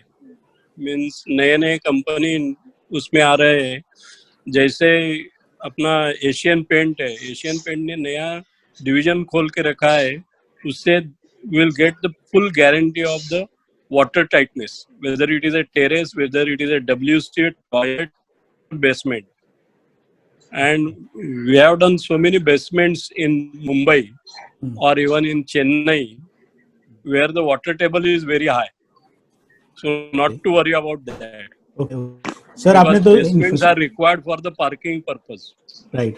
गुड. आपने तो एमएमआरडी की बिल्डिंग भी की है, इन्फोसिस भी बिल्डिंग की है, so you have great knowledge on this. तो you have done all this things. तो बस लेकिन इसका कॉस्ट बढ़ता है क्या सर इसमें से कुछ, कि क्यों ये डेवलपर्स के जितने भी प्रोजेक्ट होते हैं उसमें ये कम होता है, ये प्रॉब्लम होता है, एंड कुछ उसमें कॉस्ट बढ़ता है, कुछ इसकी वजह से नहीं करते हैं कि क्या, what is the reason? Basement के लिए जो रिक्वायर्ड है, मींस नीचे का राफ्ट जो रहता है, राफ्ट का और रिटर्निंग वॉल का जो कॉस्ट आता है, that will be the extra cost for the construction of the building. Okay. Thank you, but sir. As compared to the utility, that cost is negligible. Okay. As per the utility, but अभी फिलहाल profit बढ़ाने के लिए शायद वो लोग cost नहीं करते होंगे, बट सोसाइटी जो सेल्फ डेवलपमेंट के लिए जाएगी उसके लिए ये पूरा ओवरऑल लॉन्ग रन में ये बहुत बेनिफिशियल हो जाएगा. It is beneficial to the society because vehicles are parked below the ground floor. Yes. And not on the road. Yes. Okay. And surrounding plot will be free of the vehicle. Right. So that will add to the facility to the society members. Okay. मैं architect Uday Kanadia से, thank you sir. Architect Uday Kanadia से next पूछूंगा कि planning करते हो तो आप इतना मतलब बैलेंसिंग करना या एयर लाइट ये सब पूरा देखते हैं आप, कि क्यों इसकी वास्तु ही देखते हैं सिर्फ? एयरलाइट वेंटिलेशन या ये में रखते हैं आप प्लानिंग करने के टाइम पे? Obviously sir, without that planning is not possible, क्योंकि सभी को मुंबई के अंदर घर के अंदर लाइट और एयर और वेंटिलेशन का रिक्वायरमेंट काफी अच्छे है। अभी देख रहे हो काफी सारे बिल्डिंग बाजू बाजू में होता है, तो लाइट एंड वेंटिलेशन और क्रैम्प ओपन स्पेस के कारण ये चीजें आजकल बहुत मायने रखती है और लोगों का रिक्वायरमेंट भी है। सामने से जनरली बोलते हैं हम लोग मुंबई के अंदर वेस्ट फेसिंग फ्लैट होना बहुत अच्छी बात होती है, क्योंकि विंड डायरेक्शन वहां से। सो मोर और टूवर्ड्स हम लोग generally builders point of view plan करते थे कि वेस्ट फेसिंग बिल्डर को जाए प्लान करने के लिए या सेल के लिए, मगर अभी सेल्फ डेवलपमेंट सोसाइटी खुद करती है, तो ये ऑप्शन वो खुद अच्छी तरह से कर सकते हैं। तो फ्लैट कैसे प्लान कर रहे हो, तो पहले से हम लोग ब्रीफ ले सकते हैं उनके पास, उसी हिसाब से पूरा प्लान कर सकते हैं। सेल्स और सोसाइटी के फ्लैट्स हम लोग सेग्रीगेट कर सकते हैं। ओके ओके, थैंक यू उदय। बंदेकर साहब, मेरे को एक सवाल पूछना है कि ये जो अभी जो मुंबई बैंक का एक पॉलिसी है जिसमें 1 FSI IOD या IOA, मतलब IOD हम BMC में बोलते हैं, IOA हम माडा में बोलते हैं, तो IOA, हाँ IOA, तो उसके लिए बहुत सारे NOCs लगते हैं, वो लोग पूरा NOC सब मांग लेते हैं पहले ही एंड पूरे कंसेशंस ले लेते हैं। तो ये NOC और कंसेशन क्या है, मतलब व्हाट इज इट, 1 FSI क्या है एंड IOD क्या है? सर, ये जीरो एक्चुअली है ना, 1 FSI के पहले there is something called as 0 FSI IOA also, which has got recently introduced after the ease of doing business norms, and that actually facilitates not making upfront payment. आप 0 FSI की IOD without actually having FSI in your bag, आपके bag के अंदर FSI है ही नहीं, फिर भी आप 0 FSI की IOD लेके, IOA लेके, if the people are cooperative, you can pull down the building and start making your further planning. Now, as far as this concession and other approvals are concerned, it is very very simple, नयन भाई। एक तो ऐसा है कि सबसे पहला आप एक एप्लीकेशन करते हो रीडेवलपमेंट के लिए, सोसाइटी करती है म्हाडा की, तो म्हाडा उसके सामने एक आपको ऑफर लेटर देती है। वो ऑफर लेटर के अंदर मैंने जैसे बोला, it gives out the entire blueprint of your project, आपको पूरा पिक्चर क्लियर हो जाता है साहब। और उसके अंदर वो बोलते हैं कि आपका जो टोटल FSI आपके प्लॉट का, let us understand this once and for all, as far as MHADA redevelopment is concerned, आपका समझो 1000 मीटर का प्लॉट है, तो बेसिक FSI तो आपका 3000 स्क्वायर मीटर हो गया, क्योंकि 3 FSI प्लस आपको प्रो रेटा मिलते हैं। सपोज वो मिलके आपका टोटल 4500 स्क्वायर मीटर होता है, और आपकी जो जुरीन बिल्डिंग है, एग्जिस्टिंग जो बिल्डिंग है, उसमें अगर सिर्फ 900 स्क्वायर मीटर अगर आपका कंज्यूम्ड है, तो 4500 square meter minus 900 square meter, ये जो डिफरेंस है, इसका आपको एक प्रीमियम देना पड़ता है if your plot area is less than 4000। अगर आपका plot area is less than 4000 square meter, तो ही ये प्रीमियम की स्कीम आपको अवेलेबल है। तो ये जो प्रीमियम आपको जितना भरना आता है उस एडिशनल FSI के अंदर, that is also specifically mentioned in this particular offer letter. Now, ideally, what you are supposed to do is that you are supposed to make that payment and get your first NOC. वो एक बार आपकी NOC आ गई, then there is nobody stopping you from getting any approval or getting any CC. यदि आपके पास अगर पूरा additional FSI एक ही time पे लेने के लिए पैसे नहीं है, तो आप उसमें से कितना भी पार्ट, इन वेरियस पार्ट्स आप ले सकते हो। अभी ये एक बेसिक NOC हो गई, ये फंडामेंटल NOC हो गई। मान लो आपने पूरे 4500 स्क्वायर मीटर की आपने ले ली NOC, मतलब 4500 square meter minus 900 square meter, as far as this example is concerned, उसका पूरा पेमेंट करके आपने फिर बाद में बार बार वो टाइप की NOC आपको लेने की जरूरत नहीं है। अगर आपने वो पूरी NOC नहीं ली और आपको 0 FSI की अगर IOA लेने की, तो उसके लिए एक स्पेसिफिक एक छोटी सी, it is a very sort of a formality, वो आपको उनके RE डिपार्टमेंट से लेनी पड़ती है। वो आपको NOC मिली तो आपको 0 FSI का प्लान्स अप्रूव करके मिलते हैं, एंड देन फाइनल NOC जो आपको लगती है, वो आपको डायरेक्टली उसी स्टेज पे लगती है। तो that is the final stage wherein you have to again approach the RE department for getting that NOC. That's all. Okay. जाएगा, सेल्फ इम्प्लीमेंट करेंगे तो NOC का कम हो जाएगा, एंड बैंक का भी उसकी वजह से उनका भी रिस्क कम हो जाता है कि उनका पूरा प्रोजेक्ट पूरा मतलब क्लियर हो जाएगा, सब क्लैरिटी क्लियर अथॉरिटी से। अभी नयन भाई मैं उसमें ऐड करना चाहूंगा, अभी क्या है, हर जगह पे because of slight meltdown in the real estate market, because I do not want to pin any blame, maybe because of over ambitious developers, जिन्होंने एक प्रोजेक्ट खत्म करने के पहले ही 25-25 प्रोजेक्ट्स ले लिए और एक प्रोजेक्ट को भी जस्टिस नहीं कर सके। इसकी वजह से पेमेंट क्रंच काफी आ गया ये रियल एस्टेट मार्केट के अंदर, जो सभी को मालूम है। उसकी वजह से अभी नए नए मैकेनिज्म्स डिवाइस आउट हुए हैं जो प्लानिंग अथॉरिटी ने ऑफर किए, जैसे payment easy installment schemes. Now that is another subject in itself. वो कभी अपन एट लेंथ डिस्कस करेंगे. 10%, 22.5%, 8.5% के ऊपर you get that installment facility also. So as far as self development is concerned, I am sure after getting the basic approval, the bank itself is going to finance. So ये instalment और 8.5% की बात self development के लिए it will not be applicable. Yes yes, thank you sir, thank you sir. Inamdar साहब, मुझे आपको एक पूछना है. जनरली हम नई बिल्डिंग देखते हैं अभी, तो प्लास्टर में अभी से नई बिल्डिंग में प्लास्टर में क्रैक हो जाते हैं, तो व्हाई इट इज कि उसको कुछ अवॉइड कर सकते हैं कि प्रॉपर इसमें क्यों नहीं होता है? So basically why we can see that on this. Yeah, we can avoid nowadays. Ready-made plaster is there, which avoid the cracks in the plaster area or surface area. That is the new development in the plaster material itself. So you can utilize that new material, so the expansion and contraction cracks will be minimized. Okay okay, thank you sir, thank you. Krunal Prajapati, मेरा आपसे एक question है कि generally बहुत सी building में एक plot छोटे होते हैं, एक तो ओपन स्पेस रखना, ये मगजमारी होना, फिर उसमें शॉप भी होते हैं, एंड फिर बाद में पार्किंग भी रखना है. तो वो टाइम पे आप प्लानिंग में क्या क्या basically what you consider about all this things? इसमें क्या क्या आपको देखना पड़ता है इसमें कि शॉप भी है, आपको पार्किंग भी रखना है, एंड देन आपको even you have to do आपका स्टेयरकेस, लिफ्ट, ये वो सब. तो प्लानिंग में आप इसको कैसे एडजस्ट करते हैं? How do you adjust that? See अभी ये केस में जहाँ पर्टिकुलर जो सोसाइटीज में या जो उसमें अभी है शॉप्स ऑलरेडी एग्जिस्टिंग है, ठीक है. अभी वो सोसाइटी को पहले तो ये समझना पड़ेगा कि जो पहले के रूल्स थे, ठीक है, वहां पे जो ओपन स्पेसिस थे वो कम थे, ठीक है. अभी जो नया रूल्स आए हैं उसमें हम लोग को compulsory side open space minimum 12 feet छोड़नी पड़ती है if I will propose the building of 32 metre.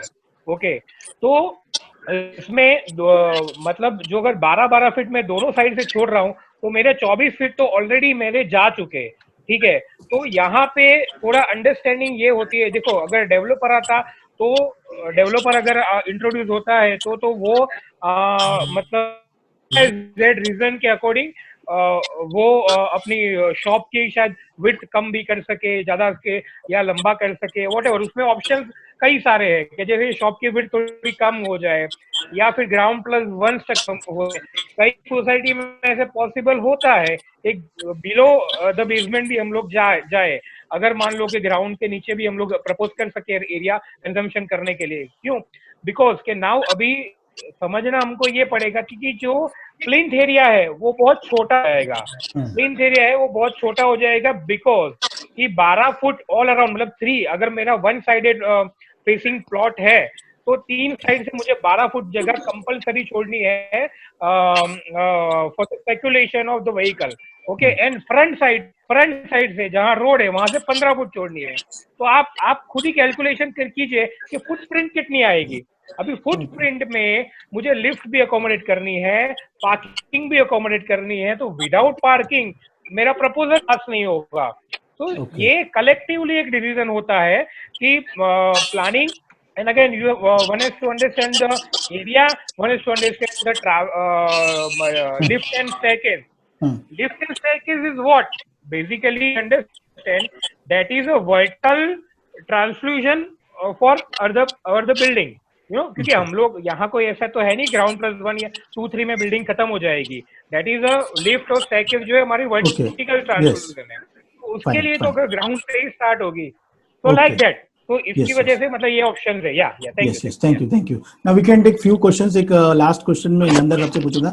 Inamdar साहब कि हमारे एज ए लेमैन की स्ट्रक्चर इंजीनियर को और स्ट्रक्चर इंजीनियर को लिए समझने के लिए, मतलब यहाँ पे बहुत से जो लोग होंगे जो और भी कहीं पे कंस्ट्रक्शन करवा रहे होंगे, अपना खुद का कर रहे होंगे, तो उनको क्या मद्देनजर रखना चाहिए? आपका पॉइंट ऑफ व्यू क्या है कि ओवरऑल पूरा की रीडेवलपमेंट या जो डेवलपमेंट करना है तो उसके लिए as a society, on behalf of society, as a layman उनको क्या क्या चीजें ध्यान में रखनी चाहिए कि उनका लॉन्ग लास्टिंग एक बिल्डिंग हो एंड एक बहुत सालों से चले बिल्डिंग, एंड जो अभी फिलहाल जो 30 साल 35 साल में हम देख रहे हैं कि बिल्डिंग की हालत बहुत अभी नाजुक हो रही है. तो what care they can take and what you would like to put some lights on this?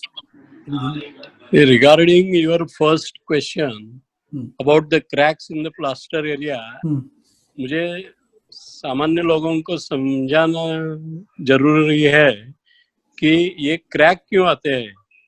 RCC का एक्सपेंशन कोएफिशिएंट और ब्रिक वर्क का या ब्लॉक वर्क का एक्सपेंशन कोएफिशिएंट अलग अलग रहता है। तो जब टेम्परेचर बाहर का बढ़ता है और अंदर का कम रहता है तो ये क्रैक्स डेवलप हो जाते हैं, क्योंकि expansion of the RCC is different than the block work. तो वो अवॉइड करने के लिए so many methods are there that will utilize so that the minimum cracks will be there. Now regarding the layman, what precautions are to be taken?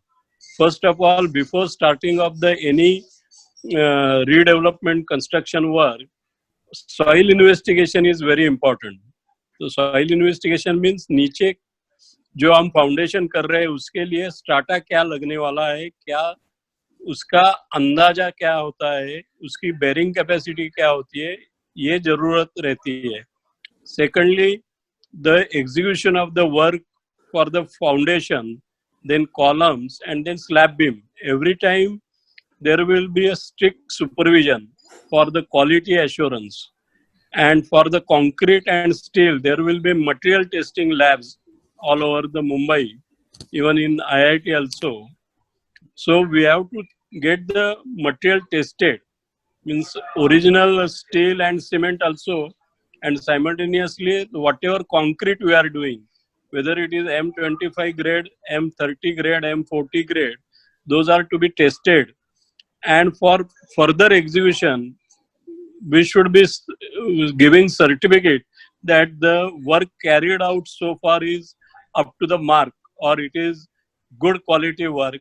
Then we will give the permission for the further future floors.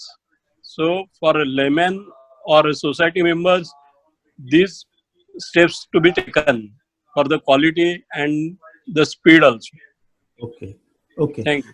And इसमें एक और एक होता है question sir कि BRICS कौन से हमको ट्रेडिशनल ब्रिक्स होती है ना, यही हमको अच्छी लगती है, मतलब वही ब्रिक्स वापरनी चाहिए कि अभी जो नए ब्रिक्स अभी जो आ रहे हैं कि कौन सी ब्रिक्स वापरनी चाहिए हमारे कंस्ट्रक्शन के लिए, कौन सी नहीं, बेटर है? nowadays even lightweight concrete blocks are there, तो वो भी यूज कर सकते हैं, वो कोई प्रॉब्लम नहीं है, क्योंकि रेगुलर ब्रिक्स का अभी क्वालिटी उतना अच्छा नहीं है जैसा पहले था। Okay So you can go for the new methodology, and there are so many new methods to avoid the cracks inside that. Okay For from the point of view of the weight, lightweight concrete block density is around 700 kg per meter cube, but our regular bricks, the density is around 2000 kg per meter cube. So it is 3 times heavier than our lighter blocks. So unnecessarily to increase the load on the foundation, it is always advisable to go for the lightweight construction. Secondly, you can get 200 wide blocks, 150 wide blocks. Our bricks are 150 or 230. So again, the carpet area and the usable area will be more. So I advise you can discuss with the architects also. Yes okay thank you very much sir, आपने बहुत अच्छा inputs दिए हैं यहाँ पे, and लोगों को ये बहुत सा काम आएगा कि उनके बिल्डिंग में उनको क्या करना चाहिए, क्या कैसे बिल्डिंग उनको बनानी चाहिए कंस्ट्रक्शन के दौर पे। बट बांदेकर साहब, मैं आपको अभी नहीं छोड़ूंगा, बहुत आपके लिए बहुत सवाल हैं। ये जो ओपन स्पेस बोलते हैं सब लोग, ओपन स्पेस, तो ये फायर की तरफ से मतलब क्या है, ये ओपन स्पेस क्या होता है? मतलब फायर के लिए ओपन स्पेस चाहिए, तो ये अगर अच्छा ये माड़ा में अलग है, बीएमसी में अलग है, फिर हाइट ऑफ द बिल्डिंग होती है तो अलग अलग हो जाती है, ये ऐसा क्यों है? मतलब अलग अलग ऐसा क्यों रीजन है, ऐसा क्या है इसका रीजन? सर, बाकी बिल्डिंग्स और माड़ा में actually there is no difference as far as open space requirement is concerned, except for the front open space. Front open space जो है वो नॉर्मली नॉन माड़ा प्रपोजल्स के लिए 4.5 मीटर लगती है। जो माड़ा प्रपोजल्स के लिए there is a huge concession. Earlier it used to be 3.6 1991 के डीसीआर के अंदर, लेकिन डीसीपीआर 2034 के अंदर उन्होंने बोला कि 3 meter is more than enough. तो फ्रंट ओपन स्पेस में 3 मीटर अगर आपने छोड़ दिया तो दैट इज इनफ। एंड बाकी जो कुणाल बोल रहे थे, इन्होंने बेसिकली तीन डिविजन्स किए हैं, एक हाइट अप टू 32 मीटर्स, एक मतलब depending on the height of the building, 32 meters, 32 meters to 70 meters, 70 meters to 120 meters, and any building having height more than 120 meters. This is related to height. And the other is related to plot size. आपका plot size 1000 metre का हो या 1000 metre के ऊपर का हो, तो उसके लिए वो हिसाब से उन लोग ने अलग अलग open space requirements as per DCPR regulation number 41 उन्होंने स्पेसिफाई किया हुआ है. Now, as far as fire requirements are concerned, any building, उसका स्पेसिफिक एक्चुअली रेगुलेशन है 47(1)BA. उसके अंदर वो ऐसा बोलता है कि any building having height more than 32 meters, तो आपको 9 मीटर एक side perpendicular to the access from where your building derives the right to enter the plot, उसको परपेंडिकुलर आपको मिनिमम 9 मीटर छोड़ना है. अगर वो 9 मीटर नहीं रहा तो आपको उसके अंदर कंसेशन लेने के लिए अभी फायर वालों ने इन conjunction with the honourable municipal commissioner कुछ गाइडलाइंस दिए हैं. वो गाइडलाइंस के अंतर्गत उन्होंने 3 कैटेगरीज अगेन बोले हैं, 32 meters to 45 meters, 45 meters to 58 meters, 58 meters to 70 meters और 70 मीटर्स के ऊपर. तो अगर आप 32 मीटर्स टू 45 मीटर्स के अंदर हैं, आप 6 मीटर क्लियर ओपन स्पेस एक बाजू में परपेंडिकुलर टू दी एक्सेस आप प्रोवाइड कर सकते हो. 3 मीटर है वो आपको कंडोन करके लेना पड़ेगा by paying a premium. Up to फिर 45 मीटर्स टू 58 मीटर्स आप 6 मीटर छोड़ सकते हो, लेकिन वहां पे एक आपको फायर इवैक्यूएशन लिफ्ट देनी पड़ेगी और 3 मीटर वापस आपको कंडोन करना पड़ेगा. और थर्ड केस में mandatorily after 58 you have to provide 9 meters, और 70 मीटर्स के ऊपर again you have to provide 2 sides 9 meters unless your excesses are more than 6 meters on 2 sides. यदि आपका अगर if your plot is deriving excess से from one excess having width of 6 meters और आपका दूसरा और एक अगर excess आपके प्लॉट को अगर है वो भी यदि अगर 6 मीटर है, तो वो बोलता है कि ये जो फायर रिक्वायरमेंट की जो मैंडेटरी परपेंडिकुलर जो मैं अभी बता रहा था उसकी requirement will not be compulsory. अभी वो जो दूसरा 6 मीटर है उसका वो 6 मीटर और रोड विड्थ मिला के वो 9 मीटर होना चाहिए. तो बाकी सिर्फ मतलब basic relaxation is for front open space as far as MHADA is concern. Okay. और इसमें जो अभी आप कंसेशन बोल रहे हैं, जो ये ओपन स्पेस डेफिशिएंसी प्रीमियम होता है मुंबई के अंदर सर, हर एक कोई भी डेवलपमेंट होता है ना उसके अंदर typically the FSI as far as loading of TDR is concern और any other additional incentive FSI you talk about, बहुत सारे कंसेशंस लेने ही पड़ते हैं. These concessions are related to various factors like open space deficiency create ही होती है because the norms are stringent. If the norms become slightly easier, maybe deficiency may not be created. वो deficiency condone करने के लिए there are specific special powers for which you have to approach the highest authority. As far as MHADA is concerned, the highest authority is Vice President stroke CEO. As far as BMC is concerned, it is Honorable Municipal Commissioner. As far as SR is concerned, it is CEO. As far as MMRDA is concerned, it is MMRDA Commissioner. तो उसके पास वो file भेजनी पड़ती है. Plus, in addition to that, there are certain things like fungible FSI. वो fungible FSI का permission आपको वो जो highest authority है वही grant करता है. Number 3, there are some certain free of FSI areas which we claim by payment of premium, like staircase areas, lift areas, certain lift lobby areas. Certain elevation features, certain parking spaces which we claim free of FSI. वो सब free of FSI areas भी लेने के लिए under different provisions of the regulations you have to put the file up to the highest authority. So these various things are called as concessions. So every file necessarily has to be sent to the highest level for getting that approval. As far as MHADA is concerned, initially the file starts with a designated officer whose designation is junior engineer stroke assistant engineer. Above him is the deputy engineer. ये 2 हो गए. उसके ऊपर executive engineer आता है, उसके ऊपर deputy chief engineer आता है, उसके ऊपर चीफ इंजीनियर आता है और उसके ऊपर VP साहब आते हैं. तो ये इधर से मैंडेटरली एक बार आपकी फाइल आपको रूट करनी ही पड़ती है कंसेशंस अप्रूव करवा के लिए. ये एक ही बार आपको VP साहब तक जाना पड़ता है और फिर एक बार सिर्फ आप OC लेते हो या पार्ट OC लेते हो तभी ये सेम प्रोसेस फॉलो करना पड़ता है. But luckily now it is under one roof. The BMC part has gone as far as MHADA proposals are concerned. Okay, thank you. अरे ये इसमें ओपन स्पेस डेफिशिएंसी प्रीमियम है, ये मतलब कैसे, मतलब जितनी MHADA हर बिल्डिंग में म्हाडा के लिए जो भी प्रीमियम आपको भरने हैं, अभी डीसीपीआर के अंदर उन्होंने बोला है कि that premium would be at the rate of 6.25% of the ready reckoner rate. हाँ, जो आपका एरिया के अंदर जो आपका लोकेशन जिधर होएगा उसका रेडी रेकनर रेट है, उसका 6.2% के हिसाब से वो लोग डेफिशिएंसी कंडोन करते हैं। मतलब यदि मैं आपको बोलता हूँ कि अगर आपको ओपन स्पेस एक बाजू से फॉर एग्जांपल 15 मीटर चाहिए, आपने छोड़ी है सिर्फ 6 मीटर, तो आपका 9 मीटर डेफिशिएंट हो गया एट द ग्राउंड लेवल। वो ground level into number of habitable floors वो मल्टीप्लाई करेंगे तो आपको डेफिशिएंट एरिया मिलेगी। वो डेफिशिएंट एरिया को रेडी रेकनर रेट इंटू 6.25% करोगे तो आपको उतना प्रीमियम भरना पड़ेगा।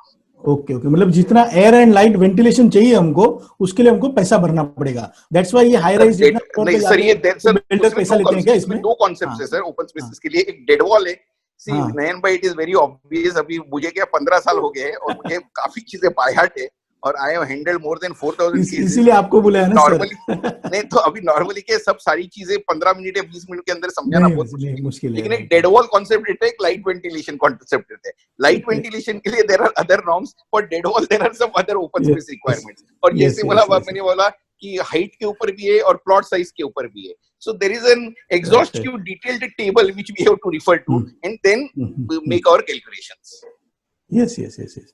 Thank you. ये जो बहुत से क्वेश्चंस थे ये लास्ट के सब पूरे सेमिनार्स में आए हुए थे, वो आज हमने ये क्वेश्चंस लिए हैं। So there are lot of still questions. as far as MHADA is concerned, मैं मेरी तरफ से एक बात बोलना चाहता हूँ कि after MHADA became the planning authority, what has happened is they were not exposed to the DCR regulations till now. लेकिन आज मैं अप्रैल 2020 में जब बात कर रहा हूँ and I am handling a lot of projects in MHADA when I am doing the licensing work, I will salute taking this platform all the officials who are very much actively involved in this building permission process.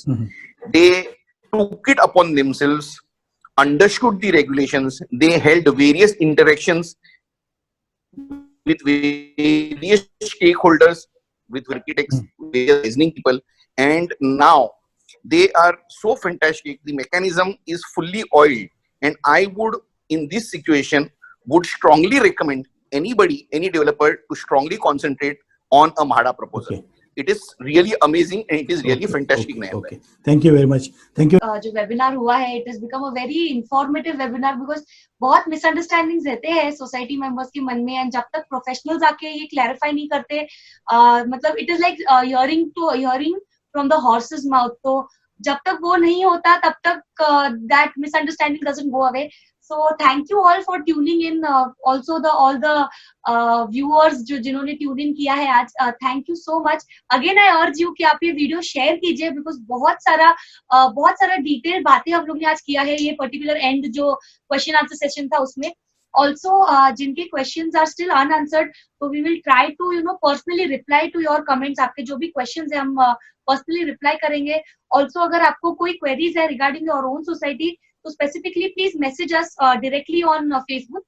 We can find out and try and have an appointment जहाँ पे हम directly आपके particular project के बारे में discuss कर सकते हैं। Thank you so much. Yes, thank you for everyone for giving your comments, views. आपने बहुत से अच्छे दिए and feedback बहुत अच्छा है, fantastic feedback, and we are loving all these things and this will give promoting, हमको motivate होता है कि हम ऐसे से और ज़्यादा से ज़्यादा प्रोग्राम करें। और इसी वजह से हम लोग stalled projects, basically for stalled projects we are bringing ऐसे ही एक सेमिनार पूरा 3 सेमिनार पूरा stalled projects के लिए, जो आज की पोजीशन हो रही है बहुत से लोगों में, तो उनको सेल्फ इम्प्लीमेंट कैसे करना चाहिए, how they can come up. So we are coming up with 28, 30th and 2nd में को हम लोग ये 3 दिन का सीरीज रख रहे हैं for stalled projects. So everybody, जितने भी लोगों को है उसको शेयर करते जाइए, please share it and like करते जाइए, and this will give us motivation and we will share more and more with you. हमारा जो नॉलेज है वो हम लोग आपको लॉकडाउन के पीरियड में आपको करते जाएं। सो thank you everyone, thank you everyone.